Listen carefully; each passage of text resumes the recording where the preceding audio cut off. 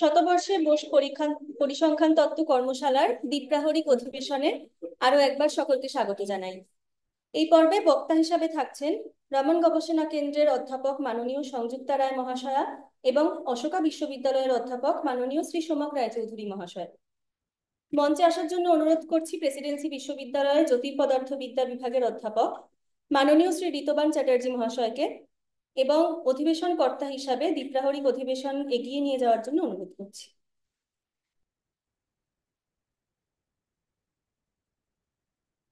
ওকে, ধন্যবাদ অমৃতা। আমাদের এই সেশনের প্রথম বক্তা প্রফেসর সংযুক্তা রয়। উনি বেঙ্গালুরুর রামন গবেষণা কেন্দ্রে অধ্যাপক। প্রফেসর রায় কলকাতার লেডি ব্রেবোর্ন কলেজ থেকে স্নাতক স্তরে পড়াশোনা করেন। তারপর দিল্লির জওহরলাল নেহেরু বিশ্ববিদ্যালয়ে উনি স্নাতকোত্তর পড়াশোনা করেন। তারপর উনি টিআইএফআর যান গবেষণার কাজে। আমরা যখন পিএইচডি করছি 2007 এরকম সময়ে, হঠাৎই একদিন আমরা খবরের কাগজে দেখলাম যে ভারতবর্ষে প্রথমবারের জন্যে বোস আইনস্টাইন কনডেন্সেট তৈরি হয়েছে ভারতবর্ষের একটি ল্যাবে। এবং তখন টেলিগ্রাফ এবং অন্যান্য কাগজে আমরা ছবি দেখেছি। অ্যাকচুয়ালি ছবিটা আমার ল্যাপটপেও আছে, কিন্তু আমি এখন এটা সেট আপ হয়ে গেছে বলে আর বার করছি না, পরে যদি পারি দেখাবো। আম, তা সেখানে আমরা দেখলাম যে টিআইএফআর এর একটি ল্যাবে প্রফেসর উন্নি কৃষ্ণনের অ্যাডভাইসে দুজন পিএইচডি স্টুডেন্ট কাজ করেছেন এই বোস আইনস্টাইন কনডেন্সেট তৈরি করার জন্য। তার মধ্যে একজন হলেন সংযুক্তা রয়, আর একজন হলেন সপ্তঋষি চৌধুরী।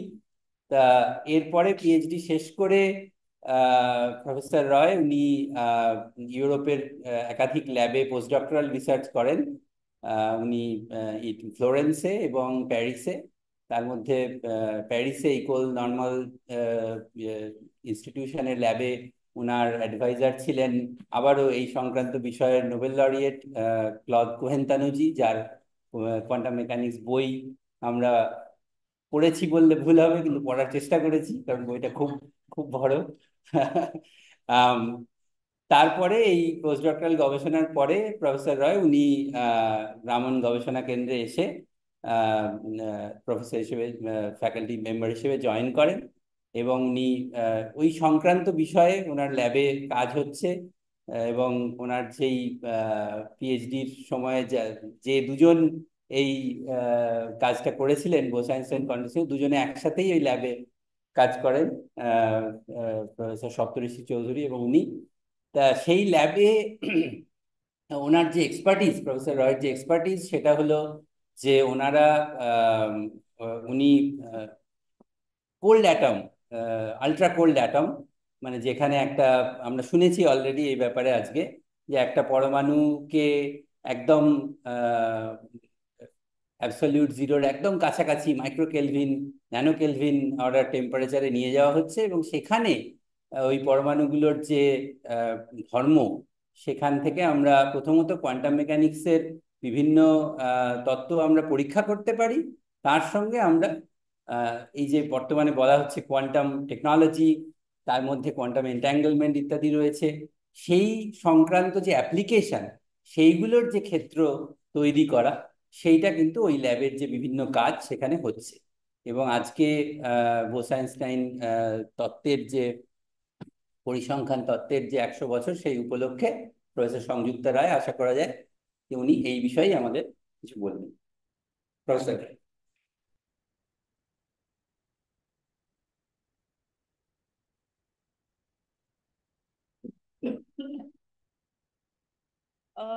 অনেক অনেক ধন্যবাদ। Um, I sincerely apologize for not being able to give this talk in Bengali because my scientific training was throughout in English, and I can do my best describing the seminal work by Bose, Satyendranath Bose only in this language. I thank the organizers for inviting me to this very nice workshop celebrating the 100 years of Bose statistics. So today I'll talk about the experimental aspects of Bose-Einstein condensate and how it not only led to great discoveries in fundamental science, but still now it's driving the research in quantum technology, which is the future of scientific research. Today I'll talk about Bose-Einstein condensate and quantum phases of matter near absolute zero temperature.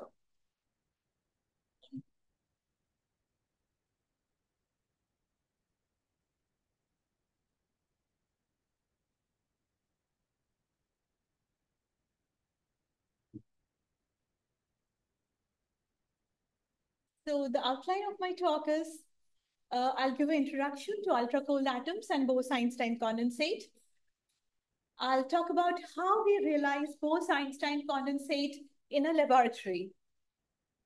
Then I'll talk about quantum technology with Bose-Einstein condensate in optical lattices. And finally, I'll talk about ultra-cold experiments on Rydberg atoms and bosonic quantum mixtures at Raman Research Institute. So a talk on Bose-Einstein condensate cannot start without paying tribute to Satyendranath Bose and Albert Einstein. Satyendranath Bose had worked out the new statistics for photons and wrote an article, Planck's law and the hypotheses of light quanta, and sent it to Albert Einstein. We had heard about it in details in today's talk, but for completeness, I would still go through it. So he wrote an article, Planck's law and the hypothesis of light quanta, and sent it to Albert Einstein. Einstein adapted the seminal work by Bose and applied it to other bosonic particles and atoms, and thereafter predicted the phenomena of Bose-Einstein condensation. So it was first observed in strongly interacting system of superfluid helium in 1938. And it was observed in dilute atomic gases, which are weakly interacting only in 1995. And it was this long wait was because it needed several discoveries in laser technology and atomic physics to have the Bose-Einstein condensate in dilute atomic gases. So this is the famous paper by Satyendranath Bose, which had given rise to his seminal work on Bose statistics. So he had written a letter to Albert Einstein, where he told about his calculations on the statistics of photons. So here you can see he has written, you'll see that I've tried to deduce the coefficient 8 pi mu square by c cube in Planck's law, independent of the classical electrodynamics, only assuming the elementary region in the phase space as h cubed. And he requested Albert Einstein to kindly translate this paper in German and get it published. So Einstein translated the paper in German and got it published under Bose's name in 1924. And Einstein replied to Bose saying, it is a beautiful step forward. And thus, Bose statistics was born. So Einstein recognized the great importance of this work and generalized his new statistical technique to particles with integer spin and predicted the phenomena of Bose-Einstein condensation. So what is Bose-Einstein condensation? The lowest energy state can be occupied by a large number of particles well above the absolute zero temperature. When the temperature is extremely low, the bosonic particles come together to the lowest quantum state, even without any attractive interaction, and form the Bose-Einstein condensation. And all the particles occupy the same quantum mechanical state, and they are phase coherent with each other. So it's a simplified view of the Bose-Einstein condensation. So at high temperature, the atoms or the particles behave like classical particles, like billiard balls with high velocities. So as we lower the temperature, the de Broglie wavelength, which is inversely proportional to the square root of temperature, the de Broglie wavelength increases and they behave more and more like waves. And at the critical temperature, where the de Broglie wavelengths are equal to the interparticle separation, they overlap at the critical temperature and form the Bose-Einstein condensation. And at very low temperature, which is much near to absolute zero, we form a pure Bose-Einstein condensate, which is actually a giant matter wave. So let's look at this video, which makes the phenomena very clear. So at higher energy, the particles move at very high velocities, like billiard balls. And as we lower the temperature, you can see that the de Broglie wavelength is increasing and they are behaving more and more like waves. And as we lower the temperature further, you can see the interparticle distances are decreasing and their de Broglie wavelengths are increasing. And finally, they merge together and condense to the lowest quantum state and form the Bose-Einstein condensate. So this occurs at very low temperature and all the particles have same energy and they are the single collective quantum wave called the Bose-Einstein condensate. So let's look at the temperature scale at which we get the Bose-Einstein condensate. So here you can see the sun surface, the liquid nitrogen, which is already very cold at 77 Kelvin. Then we have superfluid helium at 4 Kelvin. We have the cosmic microwave background at 2.7 Kelvin.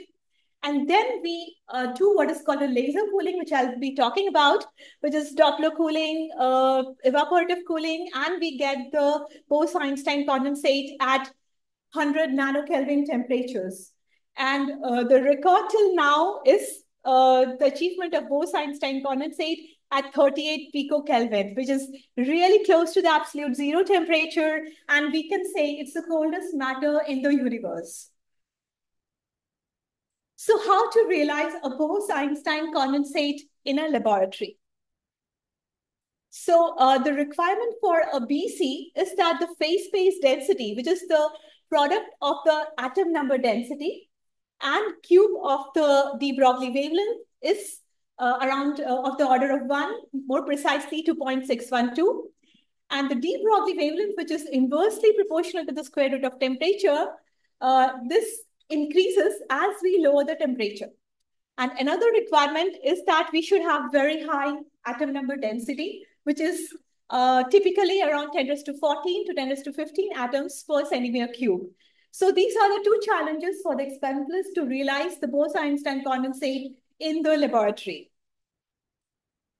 So don't go into too much details of this slide, but the point I'm going to make is that the cooling down of atoms to Bose-Einstein condensate, it's not a one-step process. It requires several of the steps, and the success of each step crucially depends on the success of the earlier step. So we have to do our best in each of the steps so that we can get the best possible parameters. So now the phase space density, as I mentioned, that it should be of the order of 1. But when we have, in the room temperature, the phase space density is very, very small. So the challenge is to get this phase space density high enough of the order of 1. So the first step in this process is what is called laser cooling and magneto-optical trapping, where we get down the phase space density to 10⁻⁶. With temperature cooling down to 100 microkelvin temperature and atom number density around 10 raised to 11 atoms per centimeter cube. Now, how do we do laser cooling and trapping? So generally, we think of lasers as something which heats up things. But how do we actually use lasers to cool down atoms? So the answer lies in what is called a radiation pressure cooling or Doppler cooling. And we all know that a comet has its tail away from the sunlight because of the radiation pressure. And it's the same concept which we use for laser cooling. So how do we do the laser cooling? So we do something which is called a Doppler cooling. Suppose we have an atom which is moving towards the laser beam. And because, and we have, suppose this is the atomic transition. So this laser beam, we intentionally have the frequency red detuned from the atomic transition frequency. Now, when the atom is moving towards the laser beam, because of the Doppler shift, it sees the laser frequency upshifted and hence on resonance. So it absorbs the photon and gets a momentum kick opposite to its direction of motion. But as soon as it gets absorbed and it gets slowed down, it also has spontaneous emission. But that spontaneous emission happens in random direction. Now, to give you an idea about the numbers, so in 1 second, there are like 10⁶ times absorption and spontaneous emission. So each time the atom is getting slowed down because of the absorption, but the average effect of the spontaneous emission, which is in random direction, it averages out to be 0. So net effect is the atom gets slowed down. So you can see that there is a strong interplay between the dynamics of internal and the external degrees of freedom, which leads to the cooling of atoms. Now, what is the typical order of magnitude of this Doppler shift compared to the energy difference between the two elements? So it actually depends on the velocity distribution. So at 300 Kelvin, so we have a Doppler shift like of broadening of about 500 megahertz. So it's purely thermal. Yeah, it's purely thermal. Yeah. So here you can see that if we have the laser beams in two opposite directions, the force, you should notice that it's always opposite to the direction of velocity. So whichever direction the atom is trying to move, the atom gets slowed down. So at the center, in the low velocity regime, you'll see that the force is linearly proportional to the velocity. And hence, it's like a frictional force or a damping force. And this gives rise to the slowing down of the atoms. Now, if we have the laser beams in all three directions, it forms what is called an optical molasses. And the atom gets slowed down in all the three dimensions. So here you can see that there's optical molasses which leads to cooling of atoms. But this is still only cooling, no trapping yet. To do experiments on atoms, we really want to have it on a trapped in a position in space. So how do we do it? So we create a position-dependent force using magnetic field. So we have magnetic coils with current in the opposite direction, which produces a 0 at the center, and the Zeeman, the field is increasing linearly on all directions.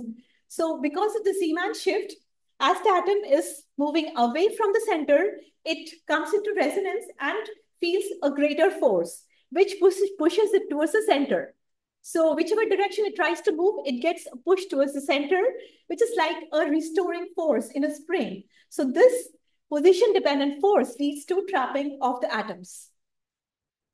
So this is the configuration of the magnet-optical trap. We have magnetic coils and laser beams in all three directions, which leads to both trapping and cooling of atoms.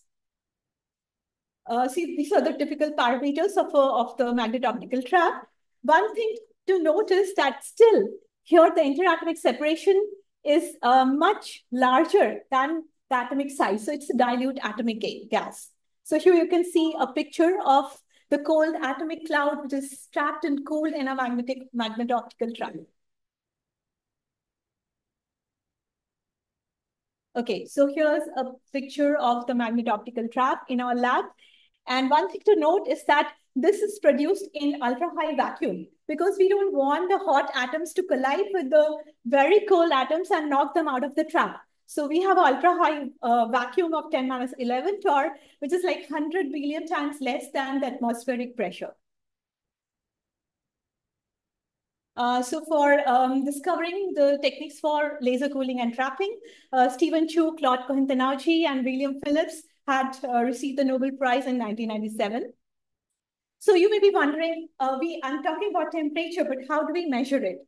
So what we do is, so as you know, the temperature, the velocity is inversely proportional to the square root of the temperature. So if we measure the momentum of this atomic cloud, we can measure the temperature. So what we do is we release the trap and let the atom expand. And as it expands, the lower the temperature, slower it will expand. and we probe it, we detect the size of the atoms after some expansion, which is called the time-of-flight method. And depending on the rate of expansion, we reduce the temperature. This is how we detect the atoms by absorption imaging. So I'm going to show you beautiful pictures of Bose-Einstein condensate. So you may be wondering how we get that. So I'm describing this technique. So we image the atomic cloud. So when we pass a probe light through the atoms, there's an absorption of the light, and we image the shadow of this atomic cloud onto the CCD camera and get the absorption imaging. So also, we need to have the light at the correct frequency, intensity, and polarization. So we stabilize our lasers to a spectroscopy signal of the atoms. Okay. So with this laser cooling and trapping, we get to around 40 microkelvin. But the BC transition temperature is around 100 nanokelvin. So how do we go even lower in temperature? So with the laser cooling, there's a fundamental limitation, which is called the single photon recoil limit. That means the heating up of the atoms when it absorbs one single photon. So which is like 0.4 microkelvin. So you cannot go lower than this. So the solution is that we go for dark traps. That means there's an absence of near resonant light. So there's two ways we can go for dark traps. One is magnetic trap and optical dipole trap. So what is optical dipole trap? So what we do is we focus a very high powered laser, which has the frequency very far detuned, very far away from the atomic transition. So as we focus the laser, so we have optical dipole force, and which makes the atom attracted to the highest intensity point, which is the focus of this laser beam. So it creates a potential where the atoms can be trapped. So the trap depth is proportional to the intensity, and the scattering rate is inversely proportional to the detuning of the laser light. So we want high intensity and very large detuning to make this dipole trap with high trap depth and very low scattering rate. So here you can see atoms trapped in the optical dipole trap, and the atoms which are not trapped, they are just falling away as the atoms remain trapped in the optical dipole trap. So there's another way of trapping the atoms, which is the magnetic trap, where the atoms are, so we have current, two coils with current in the opposite direction, creating a zero at the center and increasing linearly in all directions, which forms a quadrupole trap where the atoms can be trapped. So how do we cool the atoms further in this dark trap? So we cool by what is called an evaporative cooling. So we reduce the trap depth, and the higher energy atoms, they go out of the trap, and the remaining atoms undergo elastic collisions and distribute their energy, and the overall temperature reduces, and at the end, we get the Bose-Einstein condensate. So it's like cooling of your coffee cup. So where the higher energy molecules are just evaporating and your coffee gets cooled down. So how do we know that we get a BEC? So to get a foolproof evidence, so before I explain that, I need to tell you about the role of interaction in a BEC in a harmonic trap. So for a dilute Bose gas, it's described by Gauss-Protowski equation. And this is the mean field interaction, that is the strong interaction between the atoms in the BEC. And so this is the interaction between the atoms, which depends on the scattering length. So in Thomas Fermi limit, where it's very cold, the kinetic energy is almost zero, you can neglect the kinetic energy. And so what we get is the atomic density profile given by this expression, which is like a parabolic shape or parabolic profile.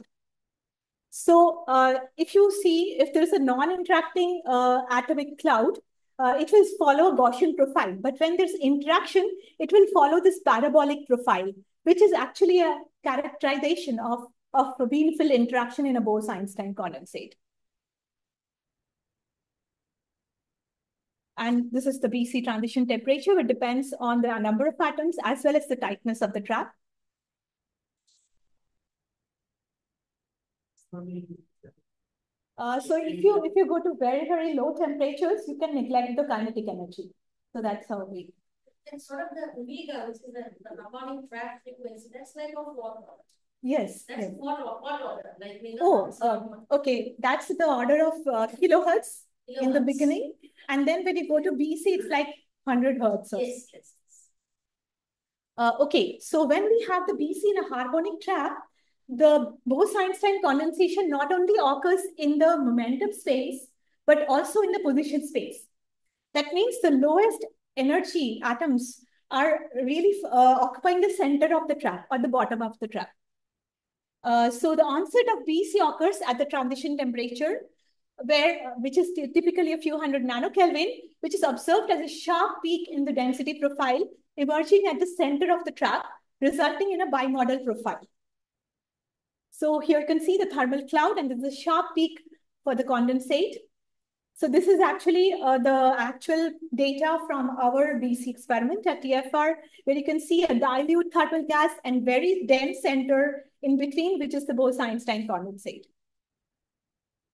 So the coexistence of both condensate and the thermal cloud is one characteristic of BC in a harmonic trap. So here you can see before the BC, above the BC transition temperature, it's a thermal cloud of atom.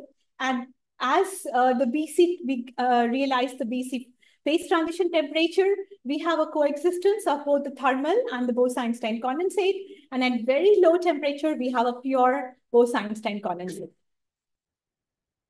So here you can see the 3D atomic density profile, how the Bose-Einstein condensate is formed. You can see a sharp peak at the center of the atomic density profile.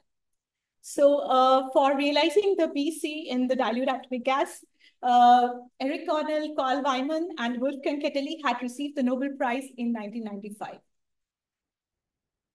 So here you can see this is the cover of the Science magazine, which had reported the formation of Bose-Einstein condensate for the first time. So BC is like a phase coherent form of matter where all the atoms are phase coherent. It's like soldiers marching in locksteps in a army parade. So this is our absorption images of formation of Bose-Einstein condensate in our experiment at TFR Mobile. So here you can see a thermal cloud of atoms, and after we go down and cross the BC phase transition temperature, we have a sharp peak at the center characterizing the Bose-Einstein condensate. And at 140 nanokelvin of temperature, we get almost a pure Bose-Einstein condensate. It's a photograph with false color? It's a false color. So the denser part is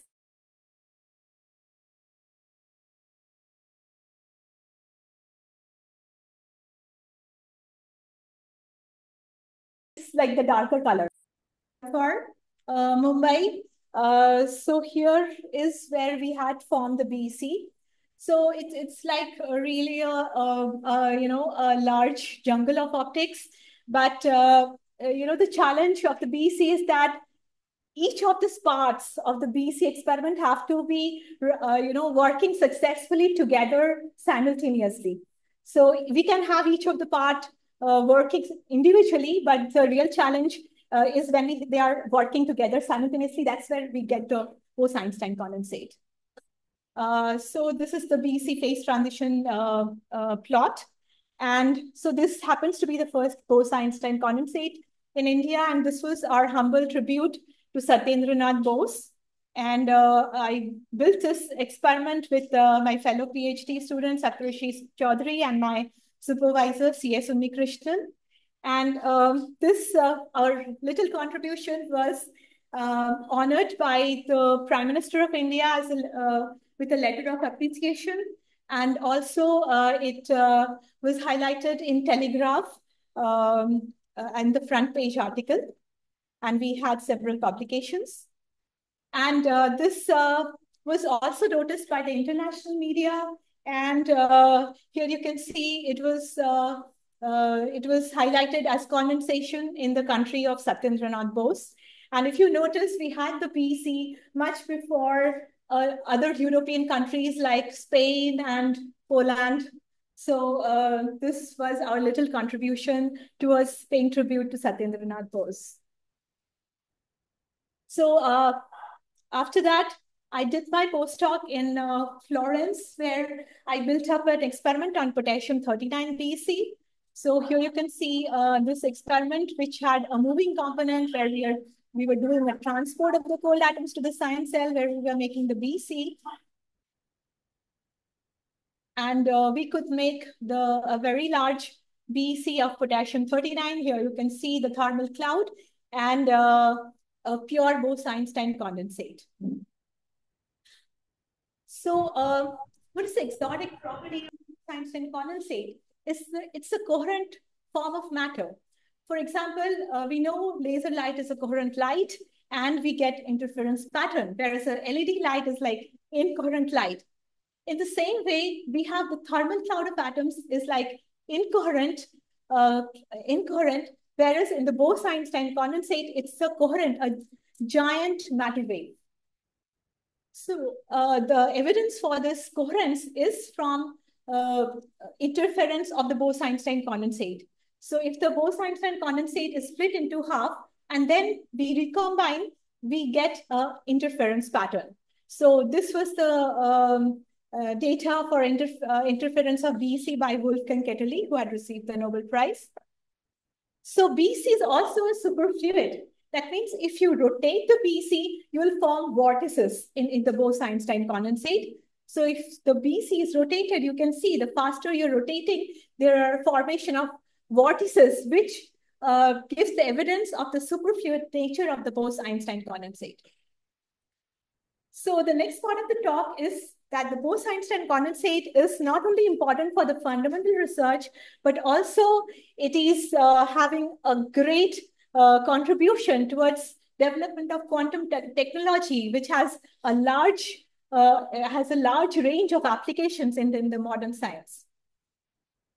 So how do we use Bose-Einstein condensate for quantum technology?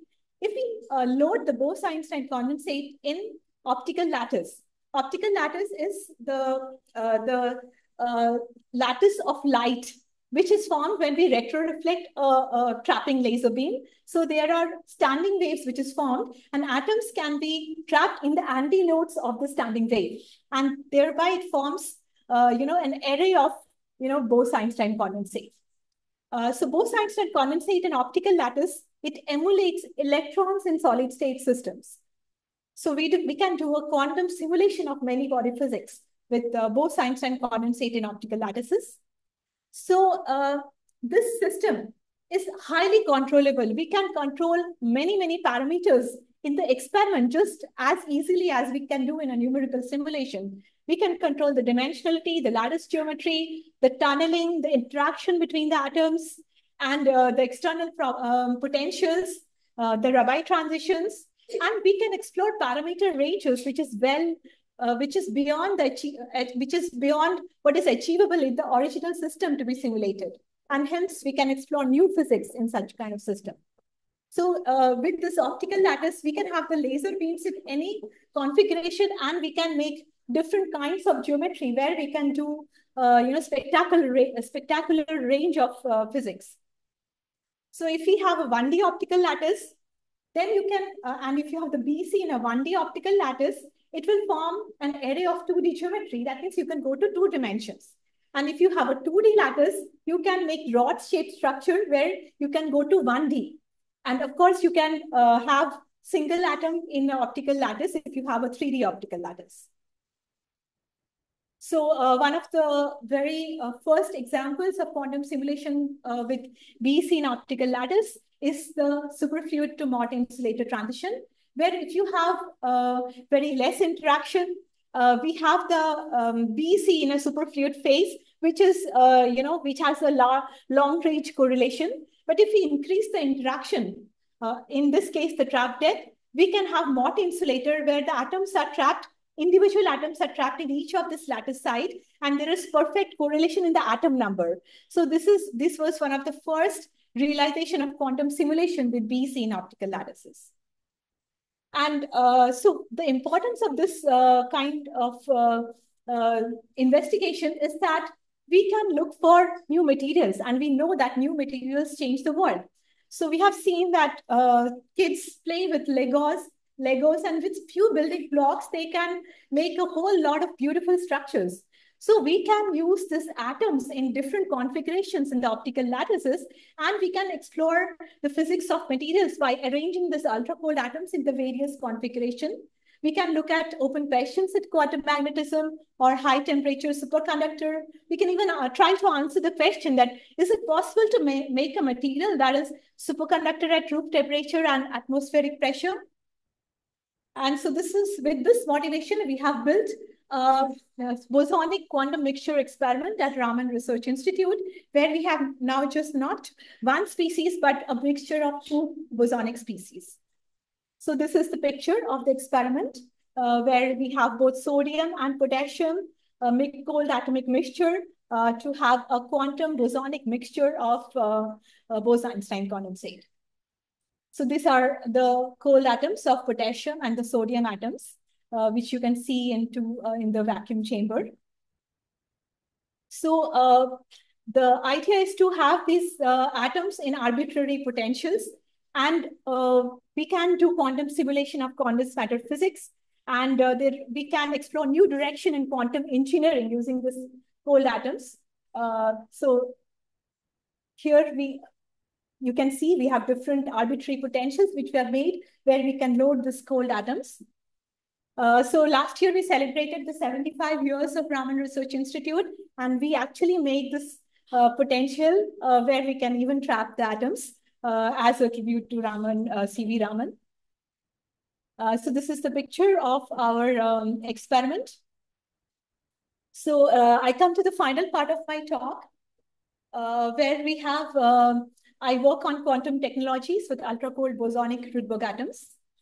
So Rydberg atoms are highly excited atoms where the electron is excited to a very highly excited state with high principal quantum number, and hence they get a giant size. So this Rydberg atoms, they acquire a lot of exotic properties because of the highly excited electron. So they have a large size, and hence it's ideal for exploring mesoscopic quantum regime. And they have a long lifetime. That means they have a long coherence time, which is very important for quantum technology applications. And it has large polarizability, which is proportional to n to the power 7, where n is the principal quantum number to where the electron is excited. That means it's extremely sensitive to small electric fields. And finally, we have very large interatomic interaction between Rydberg atoms. So the dipole-dipole interaction goes as n to the power 4, and the van der Waals interaction goes as n to the power 11. So these strong interatomic interactions, they give rise to very promising possibilities like quantum entanglement, and which can lead to fast quantum gates for quantum computation, also quantum simulation of condensed matter systems, and we can use Rydberg atoms as single photon source for quantum communication. So at the heart of making Rydberg atoms so promising for quantum computing is that what the phenomena called Rydberg blockade. So if you have two atoms very far away, they're not interacting. So if you have one atom in the Rydberg state, and if you bring another atom closer, because of this large interaction, van der Waals interaction, there's an energy level shift of the other atom. So if you have one atom excited to the Rydberg state, you cannot have the other atom excited, and vice versa. So you create a correlation between these two atoms, which leads to quantum entanglement, which is at the heart of quantum computation with Rydberg atoms. So this is our group for cold Rydberg atoms. So we have PhD students, and we have collaboration with theorists, both in RRI as well as ISR Pune. So here is the picture of our cold Rydberg atom setup. So we have two different detection sources. One is with high spatial resolution, which is the EMCCD camera. And we have a single photon detector module for a very fast resolution detection of these fluorescence from the Rydberg atoms. So we have the schematic for excitation to the Rydberg state. And this is the signal for the cold Rydberg atoms. This is the Ortler-Town splitting, which we see. So we do a 2-photon excitation. And one is with a probe laser, which is exciting to the intermediate state. And then from the intermediate state, we excite to very highly excited Rydberg state using what is called a coupling laser. And our Rydberg experiment is the first and presently the only cold Rydberg atom experiment in India. So we have also demonstrated that as we increase the principal quantum number, because the interatomic interaction is increasing, we can see a broadening effect, which gives a direct evidence for the increase in the interatomic energy interaction as we go to higher principal quantum number. And we have also seen signatures of Rydberg blockade, which is very important for quantum computation with cold Rydberg atoms. So the next step in the experiment is to trap individual atoms in an optical tweezer. So we want to trap a single atom in an optical tweezer. For that, we have high numerical aperture lens inside the vacuum chamber. So we want to have the optical tweezer focused at very small focal spot like 1 micron, so that we can make sure there is 0 or only single atom in the optical tweezer. So we have made significant progress in this direction, and we have realized the sub-micron focal spot, which enables us for the single atom trapping. And here you can see we have successfully created an array of this optical tweezer for single atom trapping. So the idea is to have an array of optical tweezer with one individual atom trapped in each of this optical tweezer, and then excite the atoms to the Rydberg state and create quantum entanglement between them and create a large scalable array of this Rydberg atomic qubits.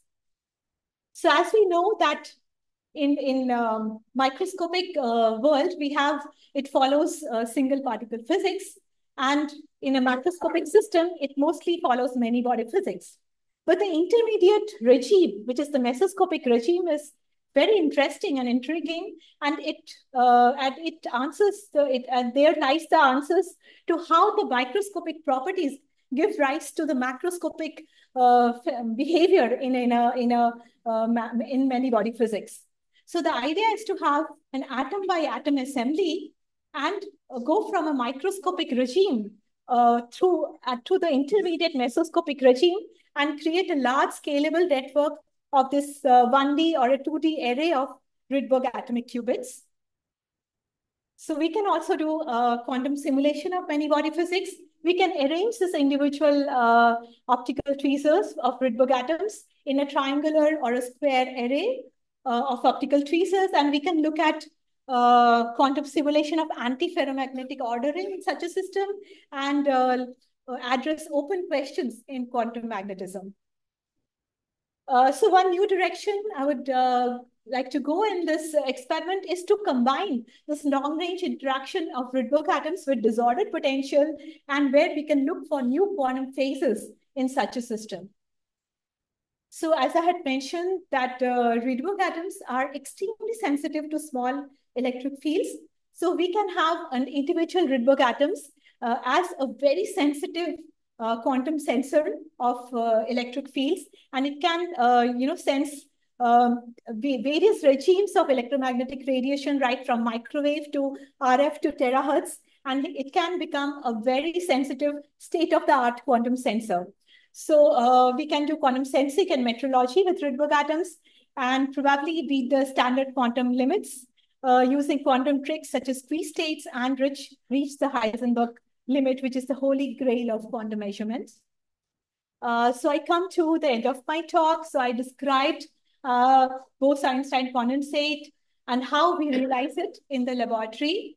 I talked about quantum technologies with Rydberg atoms and how we can do quantum simulation of many body physics with Bose-Einstein condensate and optical lattices.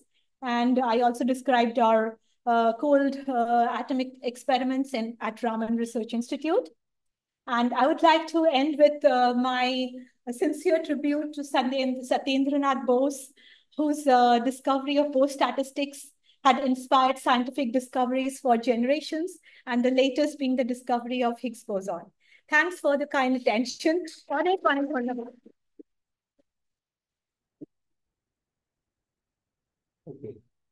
Sanjukta রায়কে অনেক ধন্যবাদ এই যে বক্তৃতাটা দিলেন সেটার জন্য, কারণ আমরা জানি যে আজকে আমরা এখানে এসেছি বোস পরিসংখ্যান তত্ত্বের 100 বছর উপলক্ষে, কিন্তু আমরা জানি যে পদার্থবিদ্যায় একটা তত্ত্ব তখনই প্রতিষ্ঠিত হয় যখন সেটার ব্যাপারে পরীক্ষা নিরীক্ষা করা হয় এবং সেই পরীক্ষা নিরীক্ষায় তত্ত্বটা পাশ করে। তা সেই জন্য এই ধরনের একটা বক্তৃতা আমাদের খুব দরকার ছিল, যাতে আমরা এই পরিসংখ্যান তত্ত্বের যে ব্যবহার সেটাকে আমরা একদম চোখের সামনে আক্ষরিকভাবেই চোখের সামনে দেখতে পেলাম। আর সেই সাথে আরো একটা ধন্যবাদ একদম সঠিক সময়ে শেষ করার জন্য। প্রশ্ন, কারোর কোনো প্রশ্ন আছে? Yes, please. The energy of the laser pulse, which is doing the atoms. So it's not pulse laser, it's continuous wave laser. So it's at 780 nanometer. So that is, you can calculate the energy from the 780 nanometer. And in all the directions, the lasers are fast. So in all three directions, the laser.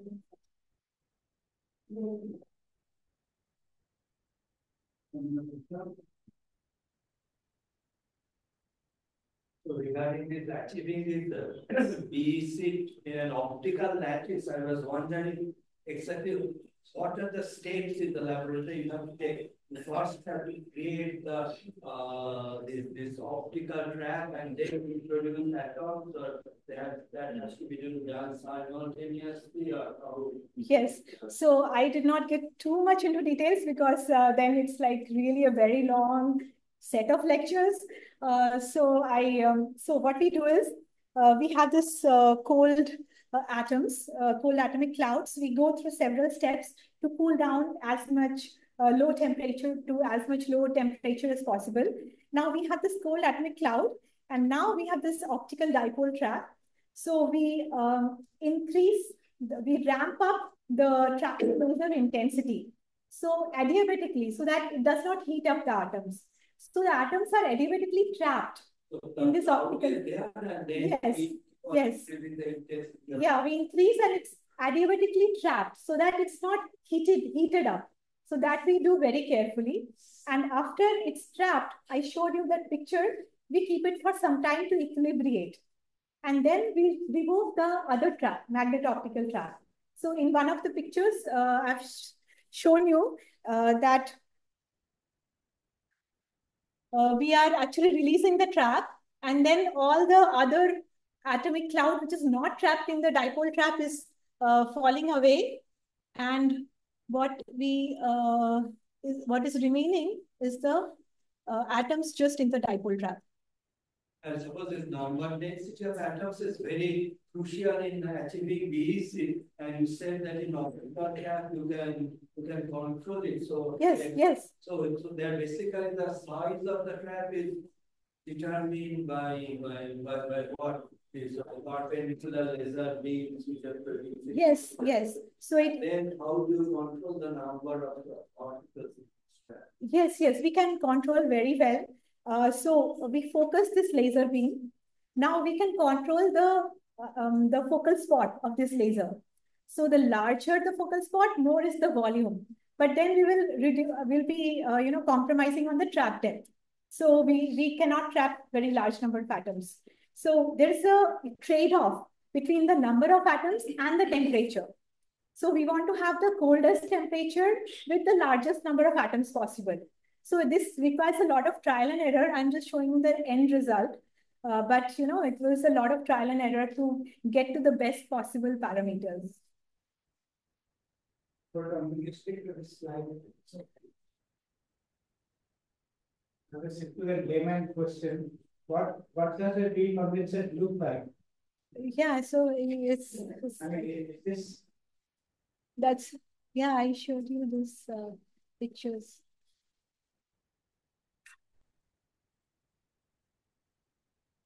Yeah, this is the CCTV camera image of the bees. False color image.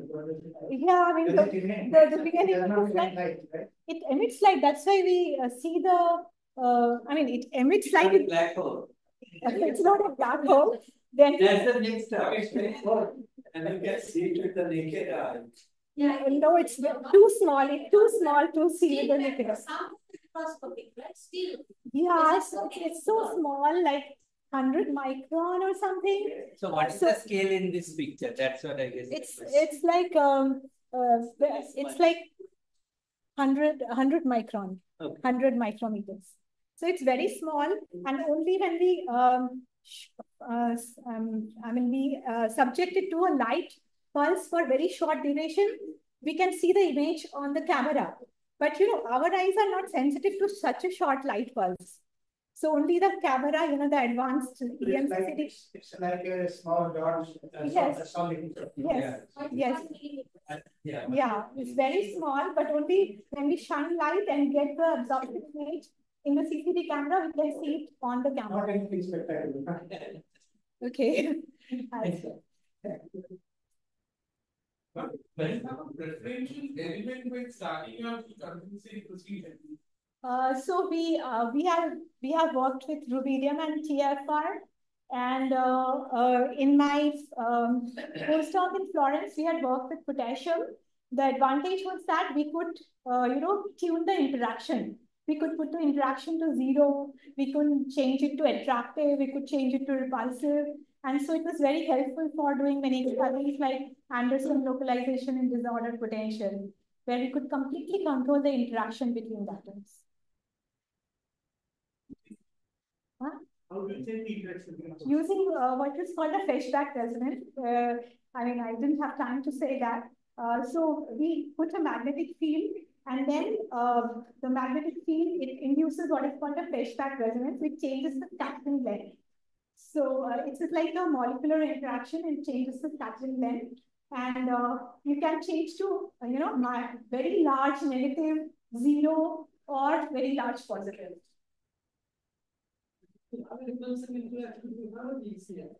Yeah, we have to have very small repulsive interaction. We can get it. But the attractive interaction, we get what is called a Goldonova or a solitons or solitons. Yeah, but not really your combined. Yes. Question. Ma'am, is there any limit of the mass number of the material entity? Like above this mass number, we get better result or something like Yeah, I mean, well, the mass is important because, larger mass is that you can get to colder temperature, but then we have to see whether the atoms have the correct energy level structure so that it can be cooled by lasers. You know, the lasers, for laser cooling, we need just the appropriate energy level structure so that it can be cooled using laser cooling. Okay, the last question. Okay, fantastic talk, Shabita. যেটা আমি জিজ্ঞাসা করছিলাম যে আমরা যে laser cooling যেটা একটা limit আছে, সেটা ওই যে লেজার বিমটা যে লেজার লাইট দিচ্ছি তার ওয়েভলেংথের উপর নির্ভরশীল হবে। হ্যাঁ, ওটার উপরে নির্ভরশীল হবে। 0.37 মাইক্রোকেলভিন যেটা দেখালেন আপনি। হ্যাঁ, ওটা অ্যাটমের উপরে আর করেসপন্ডিং লেজার হ্যাঁ, দুটোই কাজ করে, মানে দুটোই দরকার। সেটার দ্বারা নির্ধারিত। হ্যাঁ, exactly. How cold you can get better temperature. Yeah, for different atoms. For different minerals, how many atoms can be like this? So for everything, so in TFR, actually we had cooled around 10⁻⁻10 atoms. So 10⁻⁻10 atoms. So actually we had made a special cold atomic beam to get to such large number of atoms, which was very crucial for us to get the Bose-Einstein condensate. Because in evaporative cooling, we are using atoms. So we have to have a very large number of atoms to start with. আচ্ছা, ওকে, আমাদের এগিয়ে যেতে হবে এবারে। যদি আরো কিছু প্রশ্ন থাকে তাহলে at the end of this session আপনারা প্রফেসর রয়ের সাথে কথা বলতে পারেন। আরেকবার হাততালি।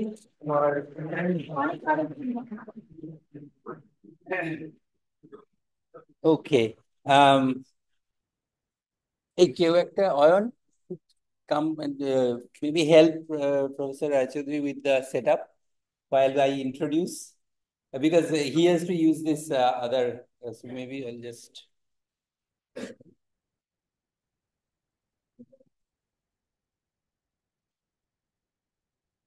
আমি already login করে দিয়েছি okay that's fine আমি just very mathematical science উনি প্রেসিডেন্সি বিশ্ববিদ্যালয় সেখানে উনি 3 বছর ছিলেন তারপর 2015-তে উনি আবার ওনার যেখানে উনি আগে ছিলেন যে Inter University Centre for Astronomy and Astrophysics পুনাতে সেখানে উনি অধিকর্তা পদে যান গিয়ে উনি সেখানে প্রায় 7.5 বছর মতো ছিলেন তারপর 2023-এর শুরুতে উনি ওনার বর্তমান যে পজিশন অশোকা ইউনিভার্সিটি সেখানে উনি যোগদান করেন প্রফেসর রায়চৌধুরীর যে গবেষণার বিষয় সেটা হলো কিভাবে মহাবিশ্বে গ্যালাক্সি গুলো জন্মায় এবং তারা কিভাবে ইভলভ করে সময়ের সাথে সাথে তারা যে গ্যালাক্সি গ্রুপ বা ক্লাস্টারের মধ্যে রয়েছে তার মধ্যে কি ধরনের প্রক্রিয়া চলে এবং তাতে করে কিভাবে গ্যালাক্সিগুলোর পরিবর্তন হয় এছাড়াও আমরা জানি যে এখন জ্যোতির্বিজ্ঞানে অনেক লার্জ ডেটা আছে এবং সেইগুলোর সঠিক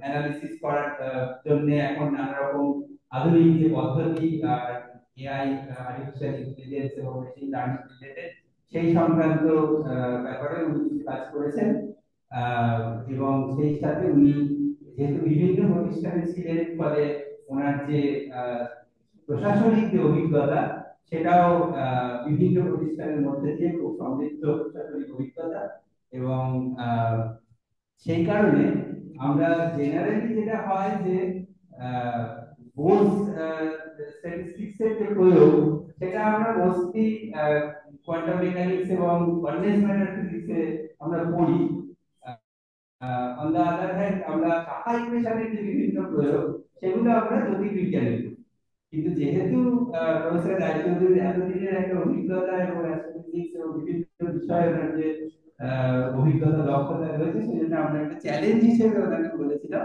যে আপনি রবীন্দ্রনাথ ঘোষের যে কাজ সেটা অ্যাস্ট্রোফিজিক্সের যে অ্যাপ্লিকেশন সেটা নিয়ে একটু বলুন আমার এই প্রসঙ্গে উল্লেখ করা উচিত যে প্রফেসর পলাশবরণ পাল যাকে আমরা অনেক চিনি তিনি সাহা ইনস্টিটিউটে ছিলেন কিছুদিন আগে উনি কলকাতা ইউনিভার্সিটিতে ছিলেন এমএস ফ্যাকাল্টি হিসেবে উনি ওনার যে স্ট্যাটিস্টিক্যাল মেকানিক্সের বই সেখানে কিন্তু মানে জ্যোতির্বিজ্ঞানের ব্যবহারের একটা বড় অংশ রয়েছে কিন্তু সেখানে খুব বেশি আমাদের যে আমরা যে আলোচনা যে করি সেখানে খুব বেশি আমরা শুনি না তো সেই জন্য আমরা আজকে শুনবো প্রফেসর রায়চৌধুরীর কাছে সেই ব্যাপারে অনেক ধন্যবাদ আমি এটাই বলি অনেক ধন্যবাদ তোমার বাবারে আমি অতক্ষণ টক দিতে পারলে তো মেঘনাথ শাহ জ্যোতির্পদার্থবিদ্যা নিয়ে বলা অনেক সহজ কারণ মেঘনাথ শাহ জ্যোতির্পদার্থবিদ্যা অনেক কাজ করেছেন সত্যেন্দ্রনাথ বোসের আগ্রহ সব জিনিসই ছিল তো সেই জন্য উনি ডাইরেক্টলি জ্যোতির্পদার্থবিদ্যাতে ওনার অনেক আগ্রহ থাকা সত্ত্বেও উনি নিজে যা কাজ করেছেন সেটা খুব সীমিত তাই আমি আজকে দুটো জিনিস নিয়ে কথা বলবো বেশি একটা হচ্ছে সত্যেন্দ্রনাথের সঙ্গে জ্যোতির্পদার্থবিদ্যার সম্পর্ক কি এবং আপনারা দেখবেন যে ওনার তাতে গবেষণার চেয়ে বেশি ওনার জ্যোতির্পদার্থবিদ্যার যে আগ্রহ সেটাই বেশি ছিল এবং তার ফলে উনি অন্যান্য অনেককে অনুপ্রাণিত করতে পেরেছেন আর 2 নম্বর হচ্ছে অবশ্যই ওনার কাজের যে অ্যাপ্লিকেশন সেটা এখন অনেক অনেক অনেক জায়গাতেই যেতে পারছে আমি দুটোই নিয়ে কথা বলবো আমি অবশ্য শ্রীরূপা আমাকে লজ্জায় ফেলে দিয়েছে একদম সম্পূর্ণ বাংলায় সব কথা বলে আমি আমার স্লাইডগুলো কিন্তু বাংলায় নয় আর শ্রীরূপার মতো ভালো বাংলা আমি বলতে পারবো না কিন্তু আমি চেষ্টা করব আপনাদের মানে অন্তত একটা ঐতিহাসিক পার্সপেক্টিভ দিতে পারছেন সত্যেন্দ্রনাথের আগ্রহ বিজ্ঞানে আমরা এর আগেও শুনেছি সকালেও শুনেছি সব দিকে ছিল এবং ফিজিক্সের মধ্যে পদার্থবিদ্যার মধ্যেও নানা অংশে উনি একটা কাজের পর একটা কাজ যে করেছেন অনেক সময় একই সাবজেক্টে থাকেননি কয়েক বছর একটানা, যার ফলে ওনার ছাত্ররা অনেক জিনিস নিয়ে কাজ করেছেন এবং ছাত্ররা অনেক দিন পড়াশোনা করে ওনার কাছে ফিরে আসতেন, সেই সব পড়ে তখন এই নতুন জিনিস পড়াশোনা করতেন, এই নিয়ে কাজ করতেন। এই এই যে একটা এই এই চল, এটা শুরু হয় অবশ্যই, এই ছবিটা আমরা অনেকেই দেখেছি। আবার আটকে গেছে কেন আমি জানি না। এই ছবিটা আমরা অনেকেই দেখেছি যখন, এটা অবশ্য অনেক পরে, 29 সালে তোলা। জগদীশ চন্দ্র তখন আর প্রেসিডেন্সিতে নেই, উনি কিন্তু ওনার প্রেসিডেন্সির ছাত্ররা যারা ওর কাছে পড়েছেন তাদের অনেকেই একসঙ্গে এই ছবিতে আছে। সত্যেন্দ্রনাথ অফকোর্স এখানে দাঁড়িয়ে, এখানে যারা আছেন এরা অনেকেই স্বনামধন্য, তারা নিজেদের বিষয়ে অনেক খ্যাতি তাদের। এবং ইন্টারেস্টিং এই জন্য, তার কারণ হচ্ছে এদের অনেকের মধ্যেই নানা ধরনের নিশ্চয়ই আলোচনা হতো, কারণ পরে আমরা অনেক কাজ দেখি যেগুলো এরা অনেকেই করেছেন, এটা খুবই ক্লিয়ার যে তাদের মধ্যে আলোচনা করে অনেক কিছু জিনিস বেরিয়েছে। তাই জন্য এরকম একটা মিলিউ ছিল বলে তার থেকে অনেক অনেক অনেক কাজ বেরোতো। জগদীশচন্দ্র একটা ব্যাপার ছিল যে জগদীশচন্দ্র নিজে কিন্তু নিজের গবেষণা, যখন এরা জগদীশচন্দ্রের কাছে পড়ছেন তখন জগদীশচন্দ্র আরো বেশি গাছপালা নিয়ে গবেষণা করছেন, পদার্থবিদ্যা নিয়ে গবেষণা করছেন। যার জন্য জগদীশচন্দ্রের গবেষণার স্ট্র্যান্ড কিন্তু এদের মধ্যে আসেনি। কিন্তু এই যে যারা বসে আছেন এখানে এবং যারা একসঙ্গে ছাত্র ছিল, তাদের মধ্যে কিন্তু মেঘনাদ শাহ, মৌলানবিশ এবং সত্যেন্দ্রনাথ তিনজনেই কোনো না কোনো সময় নানা জিনিস নিয়ে আলোচনা করেছিল এবং কথা বলেছিল, এবং পরে জিনিস বেরিয়ে আসবে। একটা জিনিস বলা হলো আজকে যে সত্যেন্দ্রনাথের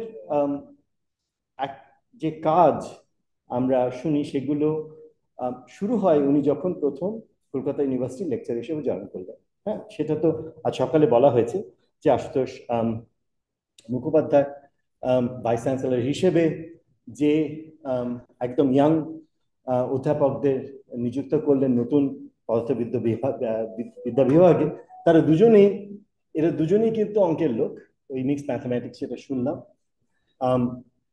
তাদের ওর বক্তব্য ছিল, আশুতোষ মুখোপাধ্যায় নিজে অঙ্কের লোক ছিলেন এবং উনি যেহেতু উনি তারপর আইনজীবী হয়েছিলেন এবং তারপর ভাইস চ্যান্সেলর হয়েছেন, ওনার অন্তত পদার্থবিদ্যা সম্বন্ধে অসম্ভব আগ্রহ ছিল এবং উনি জানতেন কি হচ্ছে তখন পৃথিবীতে, কি ধরনের কাজ হচ্ছে। আমরা সকালে শিল্পাটকে শুনেছি তখন নতুন অনেক আইডিয়া আসছে চারদিকে, কারণ পরমাণুর ভেতরে কি আছে আমরা জানি, কোয়ান্টাম বাদ আসবে আস্তে আস্তে। তখন আশুতোষ মুখোপাধ্যায় তার ছাত্র, এই নতুন যাদের উনি নিয়োগ করলেন তাদের বললেন যে সত্যেন্দ্রনাথকে বললেন তুমি পড়াশুনো করো আইনস্টাইনের থিওরি নিয়ে এবং আইনস্টাইনের রিলেটিভিটি এইসব নিয়ে পড়াও। তখন মেঘনাদ সাহা কে বলা হলো যে তুমি এই যে নতুন হচ্ছে কোয়ান্টাম তত্ত্ব, তাই নিয়ে তুমি একটু পড়াশোনা করো। আমি অর্ণব রায়চৌধুরীর লেখায় পড়েছি, আমি আর কোথাও দেখিনি এটা। ওদের মধ্যে আরেকজন ছিলেন শৈলেন ঘোষ, তার নাম। সেই শৈলেন ঘোষকে বলা হলো তুমি একটা কাজ করো, তুমি নতুন যে টেকনিক্স হচ্ছে এক্সপেরিমেন্টাল টেকনিক্স, তাই দিয়ে তুমি ভালো ল্যাব বানাও, যেটা একদম নতুন ল্যাব। এদের মধ্যে কিন্তু তারপর শৈলেন ঘোষের যেটা হলো, আমি শৈলেন ঘোষের ইতিহাস আমি জানি না, হয়তো আপনারা কেউ বলতে পারেন। হ্যাঁ, এক্সাক্ট, স্বাধীনতা সংগ্রামী ছিলেন বলে তারপর ওকে বিদেশে পালিয়ে যেতে হলো, সেটা আপনার লেখাতেও আছে। এবং শৈলেন, তাই নাকি? তো কিন্তু শৈলেন ঘোষ তারপর বিদেশে চলে যাবার পর কি করলেন আমি ঠিক জানি, কিন্তু এরা দুজনে হ্যাঁ ফিরে এসেছিলেন, ঢাকায় ছিলেন। এটা নিয়ে একটু আমাকে বলতে হবে, আমি তো খুব সুন্দর, আমি জানতাম না এই কথা। তো এরা দুজনে অফকোর্স আপনারা জানেন একসঙ্গে তখন আইনস্টাইনের রিলেটিভিটি পেপারটা প্রথম অনুবাদ করেন এবং সেটাও একটা বই হিসেবে বেরোয়, পরে মহলানবিশের ভূমিকা লেখা। এবং সেই বইয়ে খুব ইন্টারেস্টিং, তার যদি কন্টেন্টস দেখা যায়, এদের মধ্যে কিন্তু মেঘনাদ শাহ খুব ভালো জার্মান জানতেন। সত্যেন্দ্রনাথ অতটা ভালো জার্মান জানতেন না, ফ্রেঞ্চ জানতেন খুব ভালো। এবং ওদের একজন যিনি তখন বি কলেজ, যেটা Shibpur college, Shibpur engineering college তার নাম, শিবপুর ইঞ্জিনিয়ারিং কলেজে ব্রুল বলে এক জার্মান অধ্যাপক ছিলেন। তার কাছে প্রচুর বই এবং জার্নাল আসতো, এবং ব্রুলের কাছে ওরা জার্মান শিখতে শুরু করলেন। মানে মেঘনাদ অনেকটাই জানতেন, ওনার সঙ্গে জার্মান চর্চা করতেন। এখানে এটার মধ্যে দেখো, এখানে লেখা আছে এই যে একটা ছোট আইনস্টাইনের বায়োগ্রাফিক্যাল নোট মেঘনাদ সাহা লিখেছেন, আলব্রেক্ট আইনস্টাইন লিখেছেন, তাকে আলবার্ট লেখেননি। প্রিন্সিপালস অফ রিলেটিভিটি মিনস্কভস্কির অরিজিনাল পেপার মেঘনাদ সাহা অনুবাদ করেছেন। এগুলো কিন্তু প্রথম অনুবাদ হচ্ছে, অসম্ভব সুন্দর।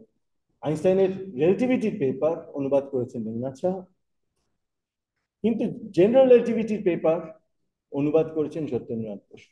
এটা আমার খুব ইন্ট্রিগিং লাগে, কারণ আমার ধারণা সত্যেন্দ্রনাথের এই ধরনের জার্মান অতটা প্রফিসিয়েন্সি ছিল না, কিন্তু হয়তো লোকজনের মানে অনেকে মিলে একসঙ্গে কাজ করে এটা করেছেন। এটা সবচেয়ে শক্ত পেপার কিন্তু, হ্যাঁ, অঙ্ক অনেক বেশি, ঠিকই, সে তাদের জার্মানটা কম, অঙ্কটা বেশি, ঠিক।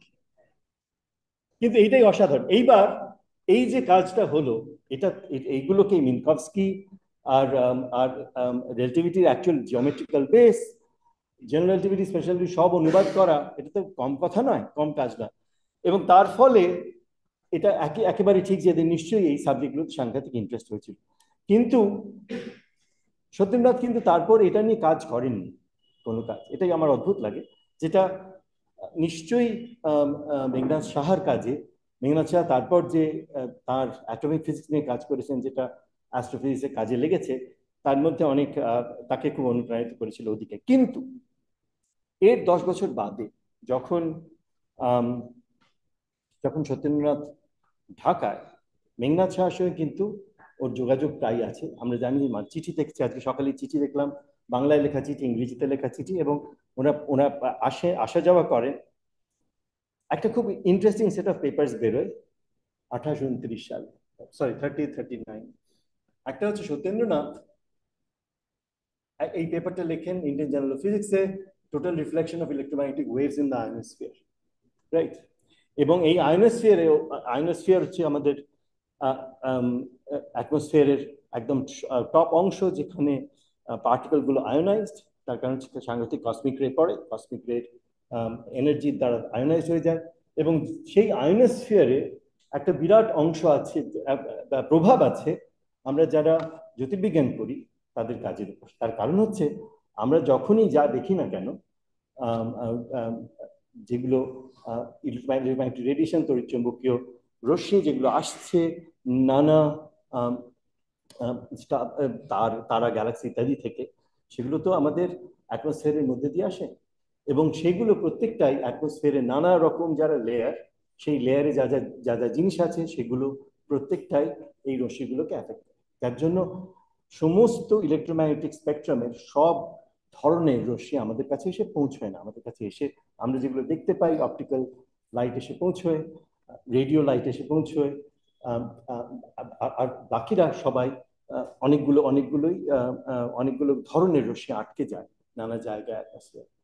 এখন এই যে পেপারটা উনি লিখলেন, এই পেপারটি কিন্তু কয়েক মাসের মধ্যে মেঘনাদ সাহা তার একটা উত্তর দিলেন, এবং অসম্ভব সুন্দর করে লিখলেন। এই যে ক্রিটিক্যাল রিভিউ সত্যেন বসু লিখেছেন, এখানে এটা খুব ইন্টারেস্টিং, এর ডেরিভেশনটা খুব ইন্টারেস্টিং, এবং এটার অ্যাপ্লিকেশন কিছু কিছু অসম্ভব সুন্দর অ্যাপ্লিকেশন আছে, এটা বলছেন পেপারটা, একই পেপার। এবং এই যে দুজনে একসঙ্গে পেপার খুব কম লিখেছেন, কিন্তু এইটা ওদের একটা আলোচনার মধ্যে থেকে বেরোয়। আলোচনাটা একটা ইতিহাস আছে, সেটা হচ্ছে এই মেঘনাদ সাহা তখন কাজ করছেন, তো ওনার সাহা আয়নাইজেশন ইকুয়েশনের অ্যাপ্লিকেশন হয়েছে তখন আমেরিকায় হার্ভার্ডে সেসিলিয়া পেন-গাপশকিনের দল এবং তার যে কোলাবোরেটর, তারা সাহা আয়নাইজেশন ইকুয়েশন সেটাকে অ্যাপ্লাই করে স্টেলার ক্লাসিফিকেশনের স্কিম বানানো হচ্ছে তখন, এটা 30-এর দশক, ঠিক আছে। সেখানে সাহা গেছেন আমেরিকার ট্যুরে, এবং সেখানে হার্ভার্ডে গেছেন, যে সেসিলিয়া পেন-গাপশকিনের সঙ্গে আলাপ হয়েছে, তার আগে শ্যাপলির সঙ্গে আলাপ হয়েছে।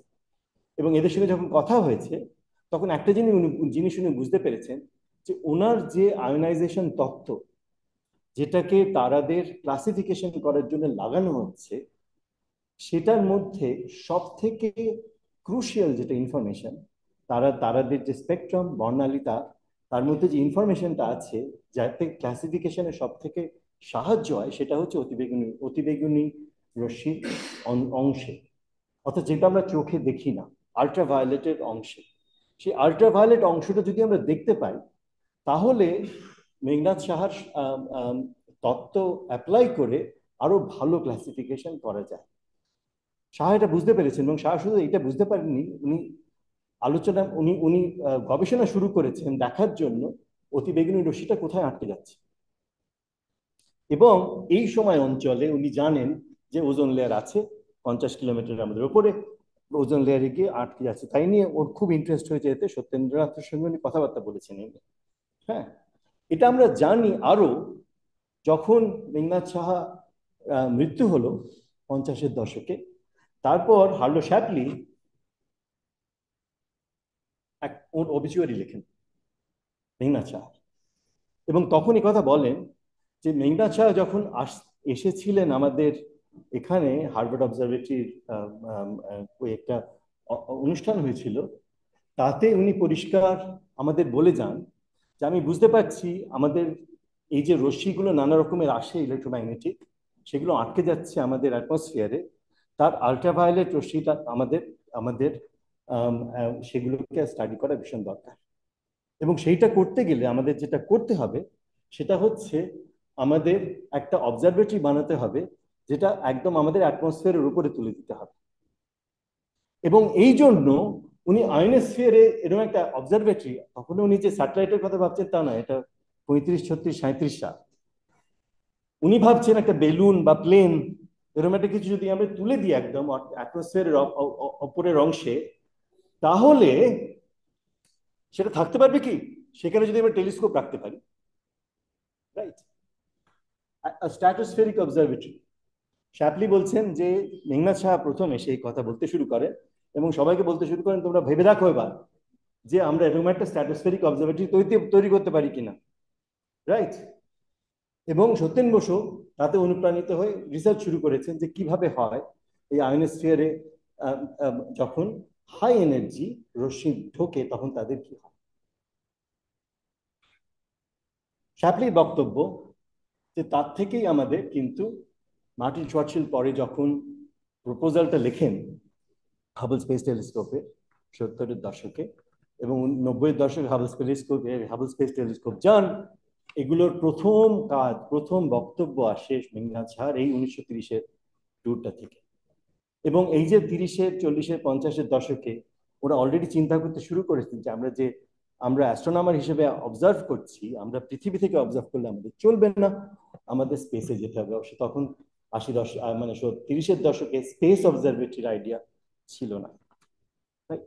তো এটা একটা আমার মনে হয় একটা খুব সুন্দর অংশ, যেখানে সাহা ভাবছেন প্র্যাকটিক্যাল কিভাবে আমরা অবজার্ভ করতে পারি আরো ভালো, তারাদের বর্ণালী অবজার্ভ করতে পারি, এটসেট্রা এটসেট্রা। সত্যেন্দ্রনাথেরও খুব ইন্টারেস্ট হয়েছে তাতে।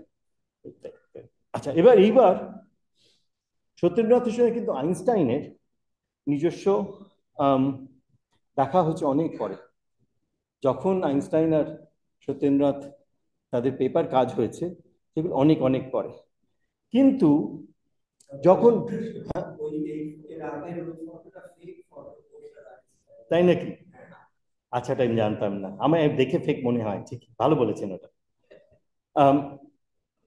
আমি যখন সত্যেন বোস ফিরে এলেন ঢাকা থেকে কলকাতায়, তখন কিন্তু ওর কাছে এরা অনেকে পৃথিবীর নানা জায়গা থেকে অনেকে আসতেন দেখা সাক্ষাৎ করতে।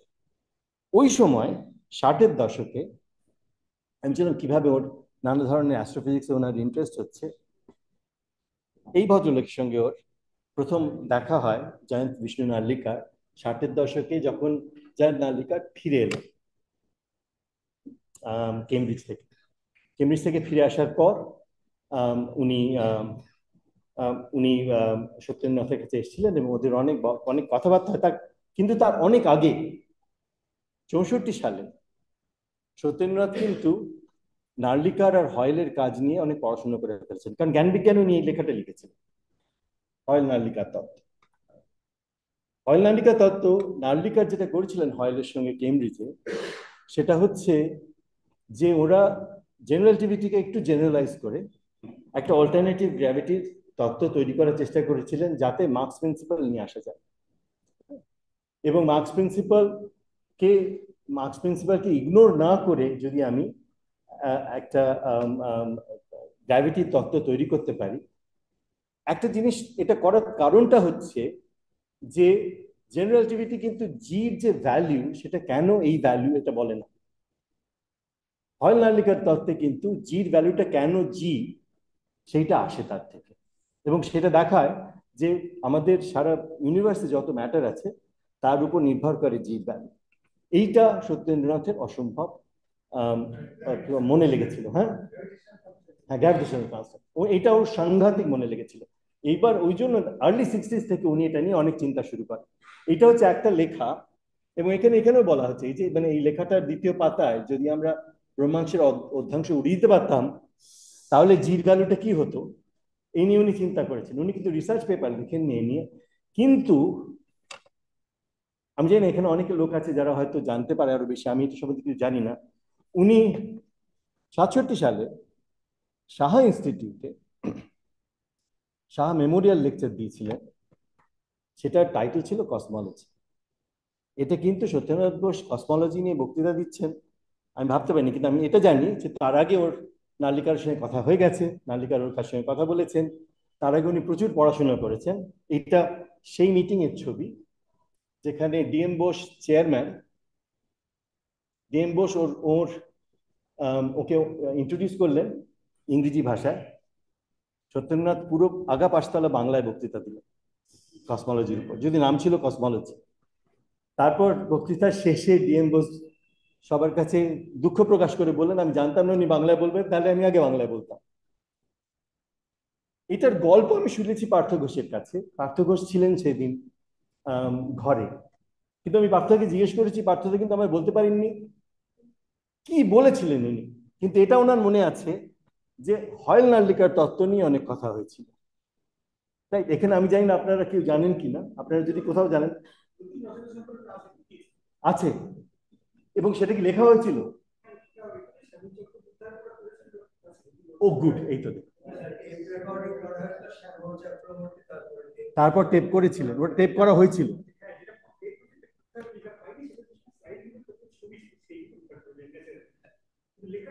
লেখাটা পাওয়া গেছে, আমি ভেবেছিলাম উনি বাংলায় লিখে হয়তো জ্ঞান বিজ্ঞানে দেবেন, সেটা করেননি। আমি আগা পাঁচতলা জ্ঞান বিজ্ঞান খুঁজেছি, আমি ওটা পাইনি। এক্সেল, এটা প্লিজ আমাকে দিও। তো এইটা আমার বক্তব্য হচ্ছে যে মানে আমি প্রথম থেকে উনি জেনারেল রিলেটিভিটি অনুবাদ করলেন, কিন্তু তার মধ্যে ঢুকলেন না।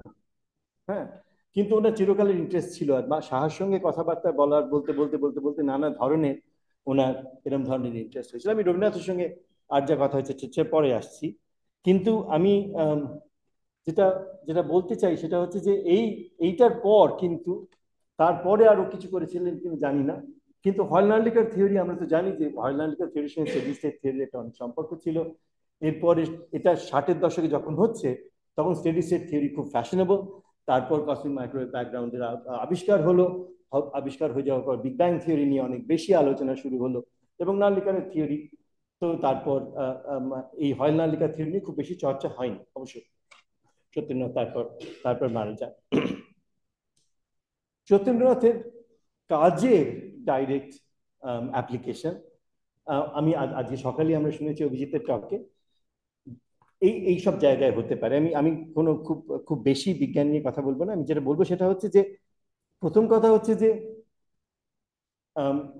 যেহেতু আমরা অ্যাস্ট্রোফিজিক্সে জ্যোতির্বিদ পদার্থ বিজ্ঞানে আমরা সবই কাজ করি ইলেকট্রোম্যাগনেটিক ওয়েভ নিয়ে, অর্থাৎ অবশ্য সবকিছুই প্রায় এখন গ্র্যাভিটেশনাল ওয়েভ বলে একটা জিনিস এসছে, তার থেকে আমরা কিছু অবশ্যই ইনফরমেশন পাই, কিন্তু আমাদের সব কাজই ফোটন, সব কোনো ধরনের ফোটনের যাই এনার্জি হোক না কেন, ফোটনের এই পুরো রেঞ্জ অফ এনার্জি থেকে আমাদের ইনফরমেশন আসে। আমরা তো আজকে বোধহয় সকালে কেউ বললো, আমরা যারা জ্যোতির পদার্থ বিজ্ঞানী তারা আমাদের ল্যাবরেটরি এমন জায়গায় যেখানে আমরা গিয়ে সেখানে সেখানে সেখানে ছুঁতে পারি না, সেখানে আমি এক্সপেরিমেন্টটাকে রিপিট করতে পারি না, কিন্তু আমাদের একটা জায়গায় থেকে আমাদের কাছে যে ফোটন আসে সেই ফোটনের মধ্যে দিয়ে আমাদের কাজ করতে হয়। কিন্তু ফোটন গুলো যেখান থেকে আসছে সেই ফোটন গুলোর সোর্স অনেক সময় হচ্ছে খুব ইন্টারেস্টিং ফিজিক্যাল প্রসেস, কিছু পার্টিকেল, কোনো কণা। এই যে কণাগুলো যেগুলো আমরা আজকে সকালে শুনলাম, প্রোটন নিউট্রন হোক কিংবা ইলেকট্রন হোক কিংবা এদের অন্যান্য যে কণাগুলো হয় এই বেশিরভাগই এরা সবাই ফার্মিয়ন। যার জন্য যে ধরনের স্ট্যাটিস্টিক্স থেকে এই ইলেকট্রোম্যাগনেটিক ওয়েভগুলো তৈরি হয় সেগুলো বেশিরভাগই মানে ফার্মি-ডিরাক স্ট্যাটিস্টিক্স থেকে আসে। কিন্তু যে সব জায়গায় এই ইলেকট্রোম্যাগনেটিক ওয়েভস বেরোচ্ছে সেগুলো কমপ্লিটলি ফোটন ডমিনেটেড, সেইখানে বোস-আইনস্টাইন স্ট্যাটিস্টিক্স পরিসংখ্যানে সব থেকে বেশি অ্যাপ্লিকেশন। তার একটা আমরা শুনলাম কয়েকটা জায়গায় যেখানে যেখানে যেখানে ফোটন ডমিনেটেড। খুব ইন্টারেস্টিং কিছু জিনিস আছে যেগুলো আমরা এখন যারা সবাই কাজ করছে তাদের অনেকগুলো অংশ আছে যেখানে অ্যাবসলিউটলি ফোটন ডমিনেটেড প্লাজমা তার থেকে তৈরি হচ্ছে এই ইলেকট্রোম্যাগনেটিক ওয়েভস। আর আমরা এখন সব রকম ইলেকট্রোম্যাগনেটিক ওয়েভস অবজার্ভ করতে পারি কারণ আমাদের এখন স্পেসে টেলিস্কোপ আছে। নিউট্রন স্টার ম্যাটার নিয়ে সকালে কথা আমি একটু বলবো তার সম্বন্ধে। এবং কিছু কিছু জায়গা আছে যেখানে ফোটন ফোটন ইন্টারাকশন হচ্ছে, ফোটনের মধ্যে ইন্টারাকশন হচ্ছে, তার থেকে একটা কোনো অবজারভেশন আমরা পাচ্ছি। এইগুলো সবই বোস-আইনস্টাইন স্ট্যাটিস্টিক্স ডমিনেট, এর মধ্যে ফার্মি-ডিরাক নেই। কিছু কিছু জিনিস আছে মেজার সোর্সেস যেরকম ইত্যাদি। নিউট্রন স্টারে যেটা হয়, নিউট্রন স্টারটা সব থেকে খুব ইন্টারেস্টিং, কারণ এখন অভিজিৎ বললো অবশ্য যে সকালে যে ধরনের ওখানে প্রসেস হয় তার মডেলে বলা হয় হয়তো বোস-আইনস্টাইন কনডেনসেট আছে, কিন্তু নিউট্রন স্টারগুলো হয় কি, নিউট্রন স্টারের যে যে যে সেন্ট্রাল কোর সেইখানে নিউট্রন স্টারগুলোর যে যে ভর সেটা হলো গিয়ে আমাদের সূর্যের ভরের 1.5 গুণ মতো, কিন্তু তার সাইজ সেটা সকালেও বলা হলো যে হয়তো কলকাতার সাইজ যেখানে নিউট্রন স্টার 10 কিলোমিটার মতো, তার মধ্যে একটা পুরো সূর্যের ভর ঢুকেছে, তাই ডেন্সিটি ভেরি ভেরি হাই। এইবার এই ছবিটা দেখানো হলো, কিন্তু আমি কয়টা জিনিস বলতে চাই এটার সময়। সেটা হচ্ছে নিউট্রন স্টারের এই যে 10 কিলোমিটার আয়তন, এর মধ্যে এর সবকিছু প্রত্যেকটা অংশ কিন্তু এক নয়।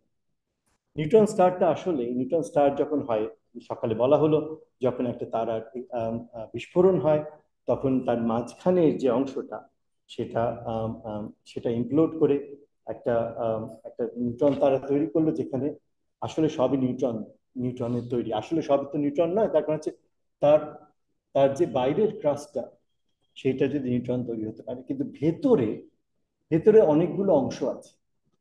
ভেতরে একদম কোর সেটা সম্পূর্ণ আলাদা। তার মাঝামাঝি একটা অংশ আছে যেটাকে বলা হয় ইনার কোর, আর মানে ইনার ক্রাস্ট, আর তার বাইরে একটা আছে আউটার ক্রাস্ট। এগুলোর মধ্যে তফাৎ আছে। এদের মধ্যে আমরা সকালে শুনেছি দুটো স্পেশাল এফেক্ট আছে, দুটোই বোস-আইনস্টাইন স্ট্যাটিস্টিক্স এর থেকে আসে। একটা হচ্ছে সুপারফ্লুইডিটি, অতি তরলতা, যেটা আমরা হিলিয়াম 3 তে দেখতে পাই মানে ল্যাবে। আরেকটা হচ্ছে সুপার কন্ডাক্টিভিটি, অতি পরিবাহিতা। আর নিউট্রন স্টারের কোরে, একদম কোরে, যা ডেন্সিটি এবং টেম্পারেচার, সেইখানে যত ফার্মিয়ন আছে, অর্থাৎ এই যে নিউট্রন প্রোটন ইত্যাদির দল, এরা সবাই কন্ডেনসেট ফর্ম করে, বোস-আইনস্টাইন কন্ডেনসেট ফর্ম করে। এখানে টেম্পারেচার কিন্তু 100 মিলিয়ন ডিগ্রি, 10⁸ ডিগ্রিজ, রাইট? কিন্তু এই যে নিউট্রন আর প্রোটন এদের মধ্যে স্ট্রং ফোর্স তাদের পেয়ার তৈরি করে। স্ট্রং ফোর্সের জন্য।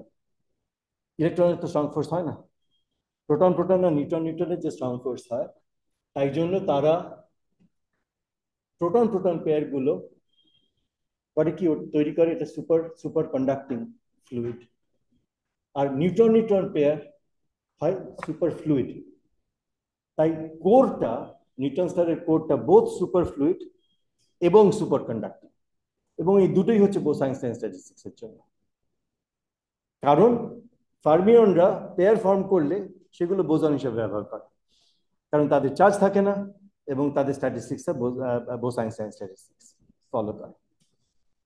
তাই জন্য নিউট্রন স্টারের কোর হচ্ছে সম্পূর্ণ superconducting superfluid Bose Einstein স্ট্যাটিস্টিক্সের জন্য। এটার একটা খুব ইন্টারেস্টিং এফেক্ট আছে যে নিউট্রন স্টারগুলো তো খুব খুব জোরে ঘোরে, তাদের ঘূর্ণন হয়তো কিছু কিছু নিউট্রন স্টারের ক্ষেত্রে 1 সেকেন্ডে 1000 বার। এই যে স্পিডে ঘুরছে তার ফলে নিউট্রন স্টার থেকে যখন একটা রশ্মি বেরোয় একদিকে, যেটা আমরা পাই, আমরা সেটাকে একটা পালস হিসেবে দেখি, এই জন্য এগুলোকে পালসার বলে। এই পালসার গুলো হাইলি স্টেবল হয়। এখন অব্দি আমাদের যে সবচেয়ে অ্যাকুরেট ঘড়ি সেটা হচ্ছে একটা পালসার, রাইট? কিন্তু ওদের যে পালসের একটা ফ্রিকোয়েন্সি আছে, সেটা মাঝে মাঝে হঠাৎ করে ডিসকন্টিনিউয়াস ভাবে বদলে যায়, তখন নিউট্রন স্টারটা সেটাকে বলে গ্লিচ। এই গ্লিচ গুলো হওয়ার কারণ হচ্ছে নিউট্রন স্টারের ভেতরটা হচ্ছে সুপার ফ্লুইড, একদম কোরটা, এবং তার ফলে নিউট্রন স্টারের ভেতরের যে নানা ধরনের কম্পোনেন্ট গুলো আছে সেগুলো হঠাৎ হঠাৎ চেঞ্জ করে তাদের পজিশন। তার ফলে নিউট্রন স্টারের যে মোমেন্ট অফ ইনার্শিয়া সেটা বদলে যায়। এইবার আমি যে দেখালাম না নিউট্রন স্টারের 3টে অংশ, একটা হচ্ছে ইনার ক্রাস্ট আর একটা হচ্ছে আউটার ক্রাস্ট। এই যে ইনার ক্রাস্ট অংশটা, এই ইনার ক্রাস্ট অংশটার মধ্যে এর টেম্পারেচার কিন্তু 100 মিলিয়ন ডিগ্রি নয়। সবচেয়ে মজার কথা হচ্ছে, যেটা সকালে টিসি নিয়ে কথা বলা হচ্ছিল, যে ক্রিটিক্যাল টেম্পারেচার, একটা ক্রিটিক্যাল টেম্পারেচারের উপরে গিয়ে সুপার কন্ডাক্টিং করা হয়, আমরা রুম টেম্পারেচার সুপার কন্ডাক্টিভিটির কথা বলি, এটা কিন্তু 100 মিলিয়ন ডিগ্রিতে সুপার কন্ডাক্টিং, রাইট? তার টিসি হচ্ছে অত হয়। ইনার ক্রাস্টে কি আছে? ইনার ক্রাস্টে actually neutron proton nucleus form করে, তার টেম্পারেচারটা অনেক লো, তাই জন্য পুরোটা প্লাজমা নয়, এবং সেখানে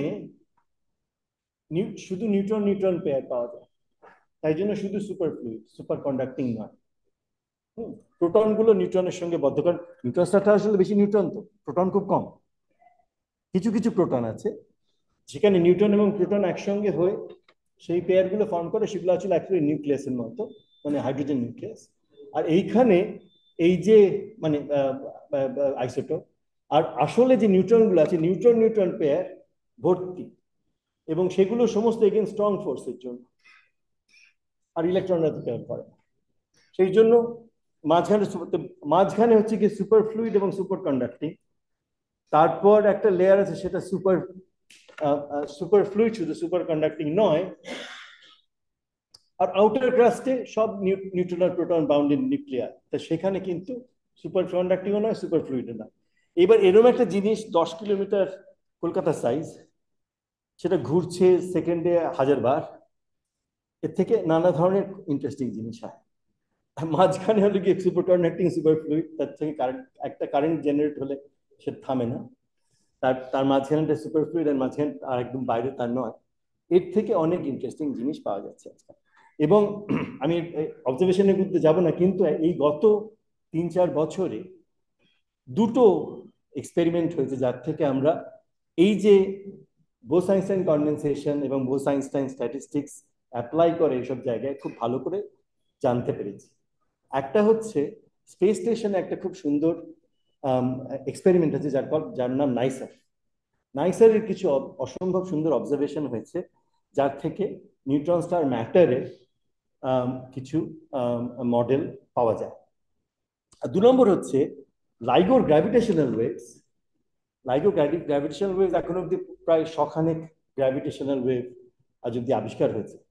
তার মধ্যে একটা 2017 সালে 17 ওয়েট 17 was actually দুটো নিউট্রন স্টারের মার্জার থেকে সেই গ্র্যাভিটেশনাল ওয়েভটা হয়।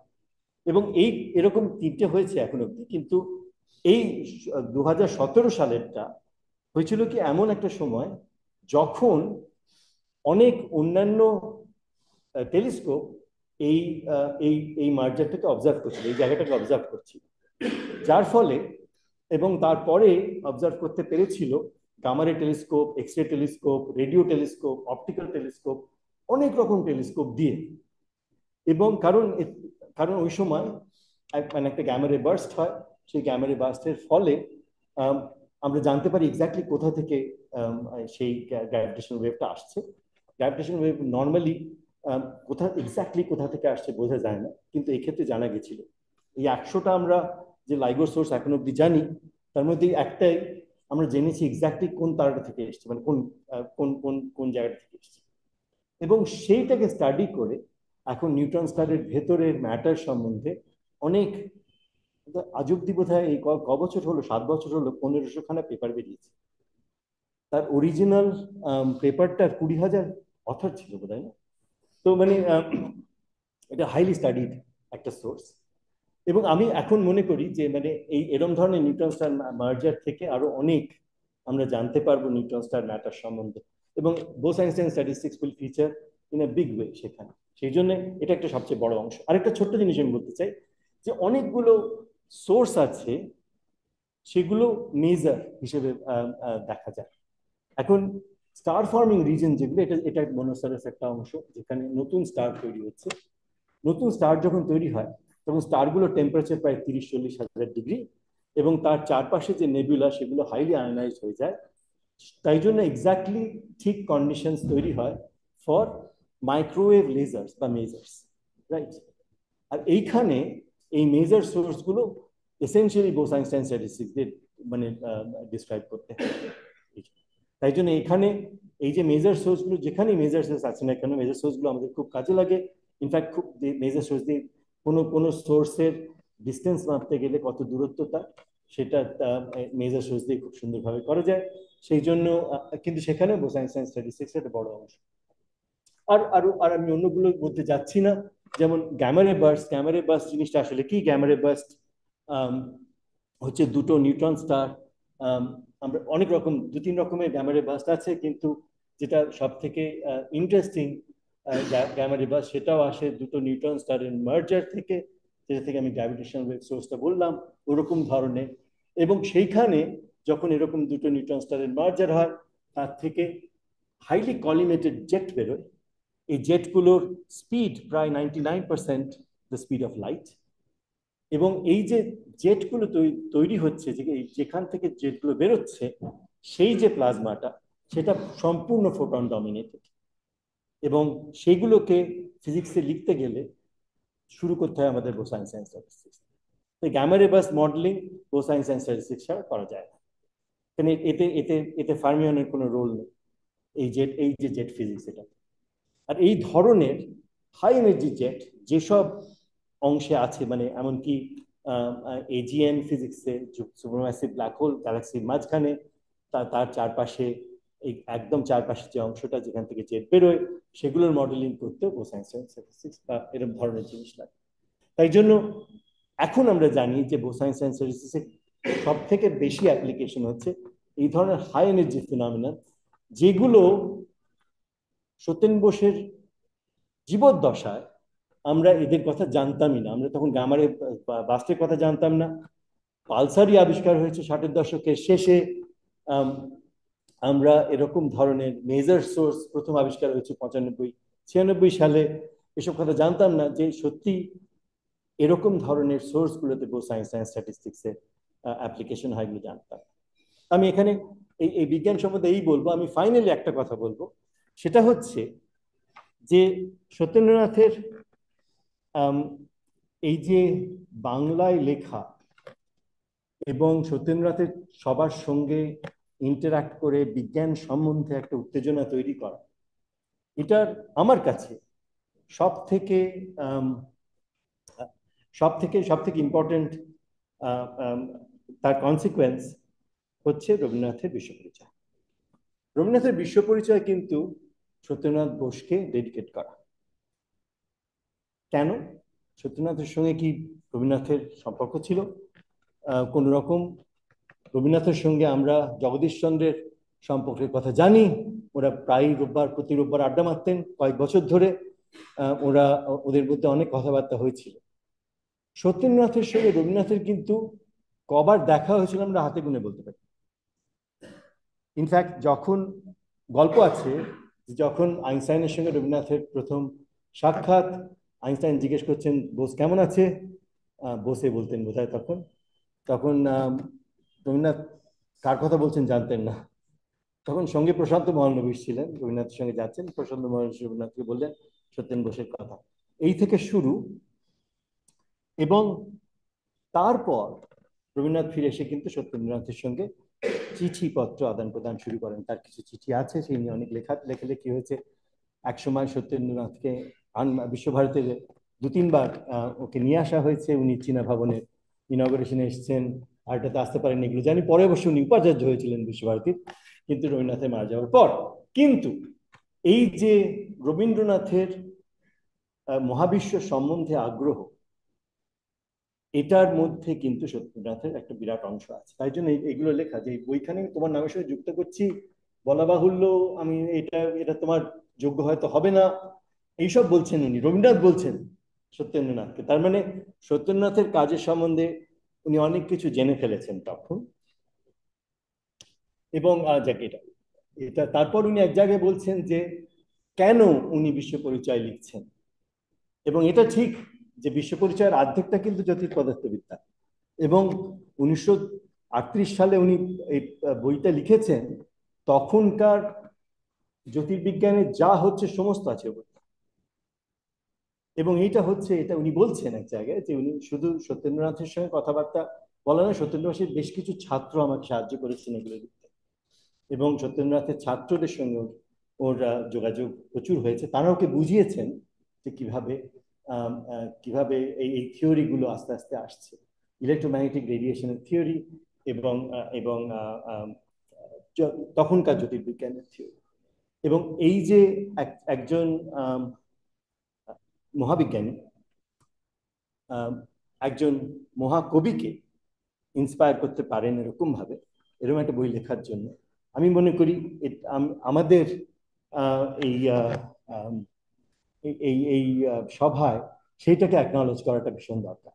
যে শুধু তিনি তার কাজের মাধ্যমে অন্যান্য বিজ্ঞানীদের তাদের কাজের ইন্ধন জুগিয়েছেন তা নয়, তিনি কিন্তু এত বড় সাহিত্যিককেও বিজ্ঞানে ইন্টারেস্টেড করতে পেরেছেন।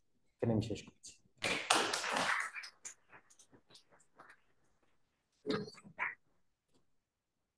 অনেক ধন্যবাদ প্রফেসর রায়চৌধুরীকে। আমরা বেশ কিছু নতুন তথ্য এবং কিছু নতুন দৃষ্টিভঙ্গি বা পার্সপেক্টিভ আমরা পেলাম। প্রথমার্ধে প্রফেসর অভিজিৎ ভট্টাচার্য আমাদের সংক্ষেপে বিশ্বতত্ত্ব এবং এই অতিঘনত্বের যে নক্ষত্রগুলো, নিউট্রন, স্টার, হোয়াইট ডট, সেগুলোতে বোস-আইনস্টাইন পরিসংখ্যানের যে ভূমিকা, সেটা উনি সংক্ষেপে বলেছিলেন। এখন আরেকটু বিস্তারিতভাবে প্রফেসর রায়চৌধুরী বললেন। আমার মনে হয় একেবারে শেষে উনি যেটা বললেন সেই প্রসঙ্গে একটা কথা বলা প্রাসঙ্গিক হবে।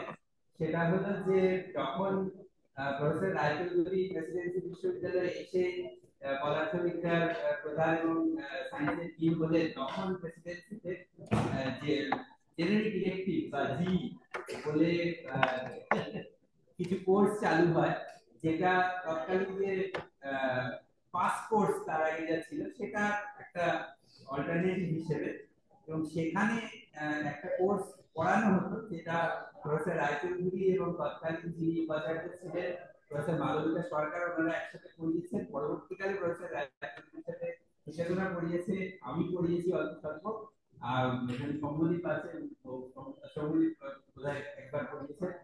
যাই হোক, সেই কোর্সের একটা বিষয় ছিল যে মিল্টন, কবি মিল্টন, তাকে এই যে যখন কোপার্নিকাস বললেন যে না সূর্য পৃথিবীর চারদিকে ঘুরছে না, এই যে পৃথিবীর চারদিকে সবকিছু ঘুরছে, এই তথ্যটা যখন ভেঙে গেল, তখন কিভাবে সেটা মানুষের মনকে এফেক্ট করলো এবং কবিকে কিভাবে প্রভাবিত করলো, মিল্টনের কবিতায় তার কি প্রভাব দেখা গেল, সেই অংশটা প্রফেসর মালবিকা সরকার পড়াতেন, নিয়ে বিশেষজ্ঞ। আর এই তত্ত্বটার পিছনে যে জ্যোতির্বিজ্ঞানটা আছে সেই অংশটা নিয়ে প্রফেসর রায়চৌধুরী পড়াতেন। ফলে একদম শেষে আমরা যে আলোচনাটা শুনলাম সেটার একটা ক্ষেত্র একদম স্নাতক স্তরের প্রথম বর্ষের ছাত্রছাত্রীরা কিছুটা তার একটা স্বাদ পেত। সেই কোর্সটা এখনো পড়ানো হয়, একটু সামান্য অন্য আকারে পড়ানো হয়। যাই হোক, আমরা এবার প্রশ্নোত্তরে চলে যাব। প্রশ্ন?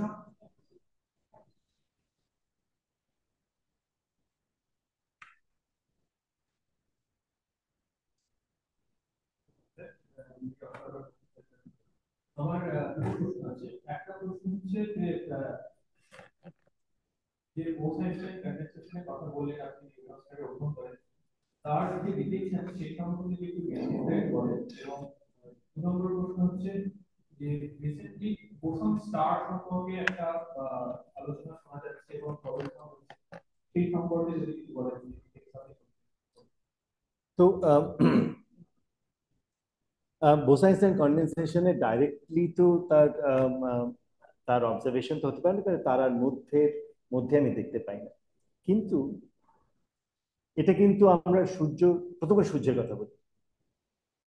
সূর্যের কিন্তু ভেতরে কি আছে এবং সূর্যের একদম সেন্টারে এবং তার থেকে বেরিয়ে নানা লেয়ারে তার কি ডেন্সিটি, তার ঘনত্ব কত, তার তাপমাত্রা কত, সবকিছু আমরা জানি। কি করে জানি? আমরা তো সেখানে যাইনি, বা তার থেকে আমরা কিছু দেখতে পাই না। এইটা হয় কি, আমরা তৈরি করি মডেল, এবং সেই মডেল আমাদের অনেক কিছু অবজারভেশন দিতে পারে। সূর্যের ক্ষেত্রে যেটা হয়, সূর্য আসলে কাঁপছে, এটাকে সিজমোলজি বলে। কাঁপছে নানা ধরনের ফ্রিকোয়েন্সিতে কাঁপছে, সেটা অসিলেট করছে এরকম ভাবে, আর সেটাকে ফুরিয়ার ট্রান্সফর্ম করলে অনেক রকম তার ফ্রিকোয়েন্সি পাওয়া যায় এই সিজমোলজি থেকে। এবং যখন মাঝে মাঝে এই কম্পনের যে ফ্রিকোয়েন্সি গুলো এগুলো বদলে যায়, তার থেকে আমরা কিন্তু ভেতরে কি হচ্ছে আমি জানতে পারি অনেক বেশি। তার কারণ হচ্ছে এই নানা ধরনের ফ্রিকোয়েন্সি আসছে সূর্যের ভেতরের নানা লেয়ার থেকে। সেই জন্য আমরা অনেকগুলো ফ্রিকোয়েন্সি স্টাডি করে আমরা ভেতরের অনেক লেয়ারের খবর পেতে পারি। নিউট্রন তারার ক্ষেত্রেও তাই। যেহেতু নিউট্রন স্টার খুব জোরে, তাদের এই ঘূর্ণনটা খুব খুব জোরে, তার যে পালস গুলো পাই আমরা, সেই পালসের মধ্যে অনেক ফিচার আছে। সেইগুলো স্টাডি করে আমরা নিউট্রন স্টারের নানা ধরনের নানা লেয়ারের নানা ধরনের খবর পাই। কিন্তু যেটা বললাম যে নিউট্রন স্টারের থেকে যে জিনিসটা বেরোচ্ছে, যে পালস গুলো বেরোচ্ছে, সেগুলো বদলে যায় মাঝে মাঝে। এই যে যখন বদলে যায় তখন একটা অন্য জিনিসের খবর দেয়। এখন যেটা হচ্ছে সেটা হচ্ছে দুটো নিউট্রন স্টার এসে মার্জ করছে, তার ফলে তার থেকে ইলেকট্রোম্যাগনেটিক ওয়েভ বেরোচ্ছে, গ্যামা রে বেরোচ্ছে, রেডিও বেরোচ্ছে, সেগুলো স্টাডি করা হয়েছে। প্লাস তাতে গ্র্যাভিটেশনাল ওয়েভ বেরোচ্ছে। এই গ্র্যাভিটেশনাল ওয়েভ আরো অন্যরকম খবর দিচ্ছে। এখন লোকে যেটা করে সেটা হচ্ছে যে মডেল তৈরি করে, বলে যে ঠিক আছে, এই যে নিউট্রন স্টারের ভেতরে এইরকম ডেন্সিটি ডিস্ট্রিবিউশন, তার ইকুয়েশন অফ স্টেট এরকম, তার ভেতরে এই ডেন্সিটি এই টেম্পারেচার হলে এই ধরনের প্লাজমা থাকবে, এই ধরনের পার্টিকেল থাকবে। এইবার দেখা যায়, এবার তার থেকে ওরা প্রেডিক্ট করার চেষ্টা করে, তাহলে বাইরে আমরা যা দেখছি, তার অসিলেশন যা দেখছি, তার কম্পন যা দেখছি, তার গ্র্যাভিটেশনাল ওয়েভ যা দেখছি, সেগুলো কিভাবে কোনটা কোনটা মেলে ভালো। আর এখানে এসে রেবারতী এসে টক দিয়ে গেছে তোমার প্রেসিডেন্সিতে। রেবারতী বেশ কিছু বড় বড় গ্রুপ আছে যারা এই নিয়ে কাজ করে। ভারতে সব থেকে ভালো কাজ করে আয়ুকার, রেবারতী চট্টোপাধ্যায়, তার গ্রুপ ফর এক্সাম্পল। তারা এই নিয়ে কাজ করে কিভাবে গ্র্যাভিটেশনাল ওয়েভ থেকে দেখা যায় নিউট্রন স্টারের ম্যাটার। হ্যাঁ, আর তেমনি অন্যান্য জায়গা থেকে নাইসার যেগুলো বললাম, তাই ঠিক। আর এখন মানে গত 7-8 বছরে যেগুলো টেক্সট বুকে ঢোকেনি এখনো, প্রচুর কাজ হয়েছে কিভাবে এই ধরনের অবজারভেশন থেকে নিউট্রন স্টারের ভেতরে কি আছে ওই ওর পেছনে। নিউট্রন স্টার তো মোস্টলি নিউট্রন নিয়ে তৈরি, সেখানে তো স্ট্রং ইন্টারাকশনটা কাজ করছে। এবার যে পালসটা বেরোচ্ছে ওটা তো ইলেকট্রোম্যাগনেটিক, তো কিভাবে মানে পালসটা তৈরি হচ্ছে? তো খুব খুব সুন্দর প্রশ্ন। নিউট্রনের থেকে পালসটা বেরোচ্ছে না। পালসটা হচ্ছে কি, এই যে নিউট্রন স্টারের উপরে যে ক্রাস্টটা আছে, সেই ক্রাস্টটা কিন্তু পুরোটা নিউট্রনের নয়, সেগুলো নানা ধরনের নিউক্লিয়াস ইত্যাদি চার্জ পার্টিকেল তার থেকে তৈরি, আর ভেতরটা প্রায় প্রায় পুরোটাই নিউট্রন স্টার। এখন নিউট্রন স্টার যেটা হচ্ছে সেটা হচ্ছে যে যেহেতু একটা বড় তারা কোল্যাপস করে একটা ওইটুকু নিউট্রন তৈরি হয়েছে, কনজারভেশন অফ ম্যাগনেটিক ফ্লাক্স বলে জিনিস আছে। অর্থাৎ যে বড় তারার একটা ম্যাগনেটিক ফ্লাক্স ছিল, সেটাকে তুমি একদম পুরো নিয়ে এসে 10 কিলোমিটারে আনিয়েছো, তার ফলে যে ম্যাগনেটিক ফিল্ডটা তারা সেইটা বেড়ে যায় প্রচুর। তাই নিউট্রন স্টারের ম্যাগনেটিক ফিল্ড হচ্ছে আমাদের পৃথিবীর ম্যাগনেটিক ফিল্ড থেকে মানে কয়েকশো কোটি বেশি। তার ফলে ওই রকম একটা ম্যাগনেটিক ফিল্ডে যখন এই জিনিসটা ঘুরছে, হ্যাঁ, সেকেন্ডে 1000 বার বা 100 বার, তার মানে কত রকম কারেন্ট তৈরি হচ্ছে, রাইট? কত রকম ইলেকট্রোম্যাগনেটিক ডিস্টারবেন্স তৈরি হচ্ছে, এবং তার থেকেই রেডিয়েশন বেরোচ্ছে।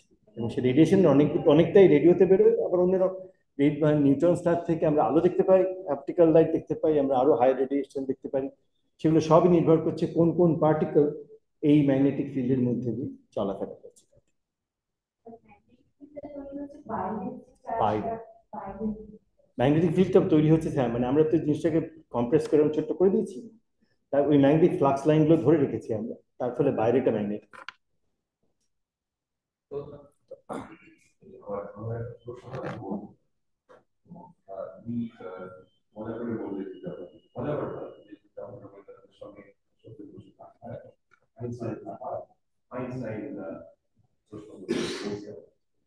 রবীন্দ্রনাথ আর আইনস্টাইনের সাক্ষাৎকার বাঙালিরা এই নিয়ে অনেক বিরাট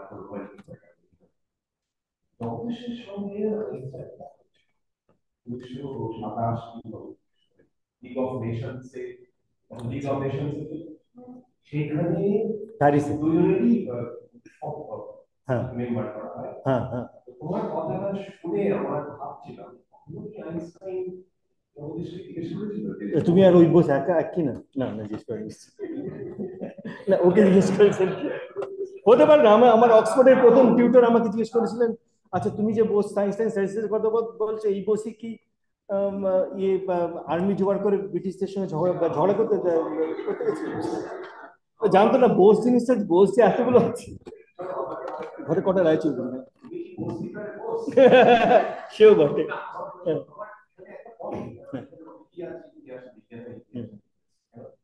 সত্যেন বসুর সঙ্গে জগদীশ বসু সম্পর্ক, সত্যেন বসু সবসময় জগদীশ বসুকে খুব সম্মান দেয়, কখনো আড়ালে আপনাকে বলেছে সত্যেন বসু এমন কাজ থাকা সত্ত্বেও জগদীশও কখনো সেইভাবে কনফার্ম দেখে নিচ্ছে ওকে হয় ইচ্ছা করতে পারে ওকে কি বা এগিয়ে যাচ্ছে না। So this was just a point. Because we are talking about Rabindranath, Jagdish, and Chopin, and how they did it. Very interesting. কেউ কি জানে এখানে রবীন্দ্রনাথ মানে জগদীশ চন্দ্রের সঙ্গে আইনস্টাইনের সম্পর্ক কি ছিল? তার কারণ বিচিরায় প্রথম মেয়ে ছিল জগদীশ বসু।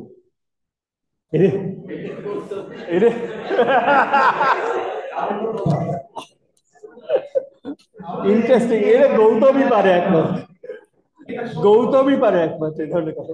এক্সেলেন্ট, গল্প শুনবো আমি। আর প্রশ্ন আছে? এই গল্প শুনবো। আচ্ছা, মানে সত্যেন বসু 1938 সালে যে আয়োস্ফিয়ার ফোকাল রিফ্লেকশন পেপারটা, সেটা নিয়ে একটু প্রশ্ন আছে। মেঘনাদ শাহ পড়াশোনা উল্লেখ করছে তো এটা ক্রিটিক্যাল রিভিউ বলছে, ওটা কি রিভিউ আর্টিকেল ওটাতে সত্যেন বসু অরিজিনাল ক্যালকুলেশন করেছে?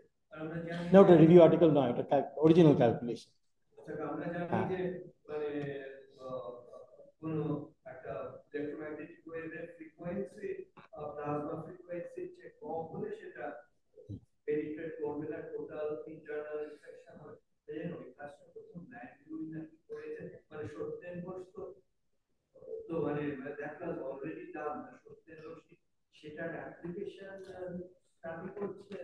না না, উনি আমার মনে হয় তখন আমরা প্রথম আয়োনোস্ফিয়ার যেহেতু স্টাডি করা হচ্ছে অলরেডি ভ্যালিডেশন দিয়ে, আয়োনোস্ফিয়ারে নানা ধরনের যে পার্টিকেলস রয়েছে এবং তার যে ডেন্সিটি এবং টেম্পারেচার রয়েছে, এগুলোর নানা ধরনের কন্ডিশনস হতে পারে।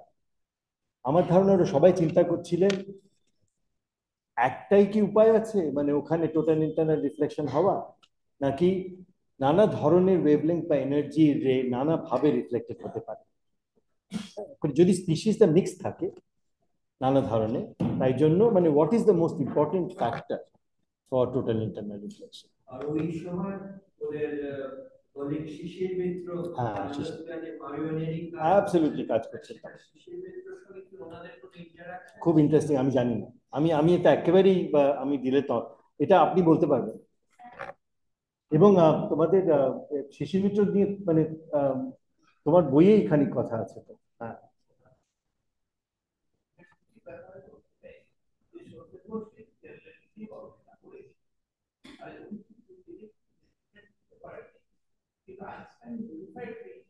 হ্যাঁ, পরে যখন ইউনিফাইড। হ্যাঁ,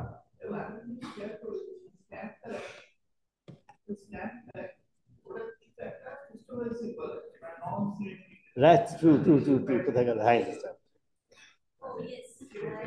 সেটা আমি চিরকাল ভাবছি কেন ওটা হয়েছে।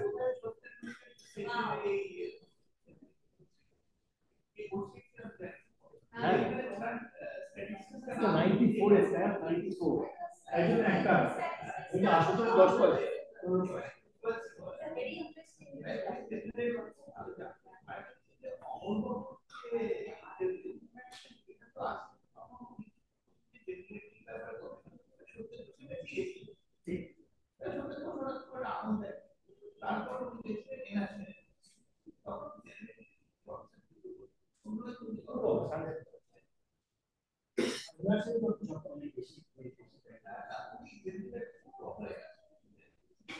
আমি যেটা বলছিলাম সেটা ছিল ১৫ সালে তুমি ১৭ সালে অনুবাদ করে তখন কি তোমরা কাজ করে পেয়ে গেছে ৫০-এর দশকে।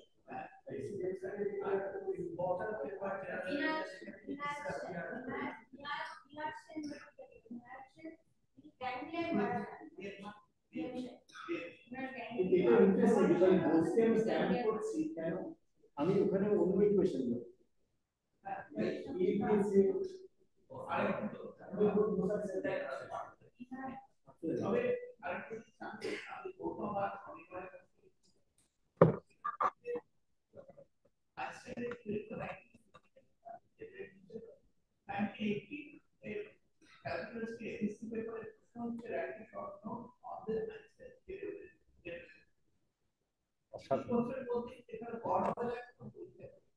এবং সেটা সত্যেন বসে পড়িয়েছেন।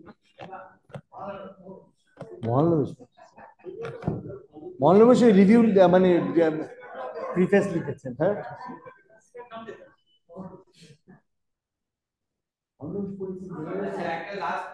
অসাধারণ, আমি শিখছি অনেক বেশি।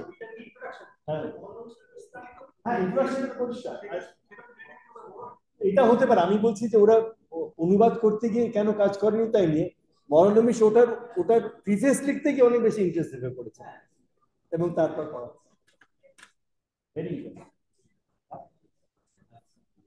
যদি আর কোনো প্রশ্ন না থাকে, প্রফেসর রাজচন্দ্রকে আরেকবার ধন্যবাদ।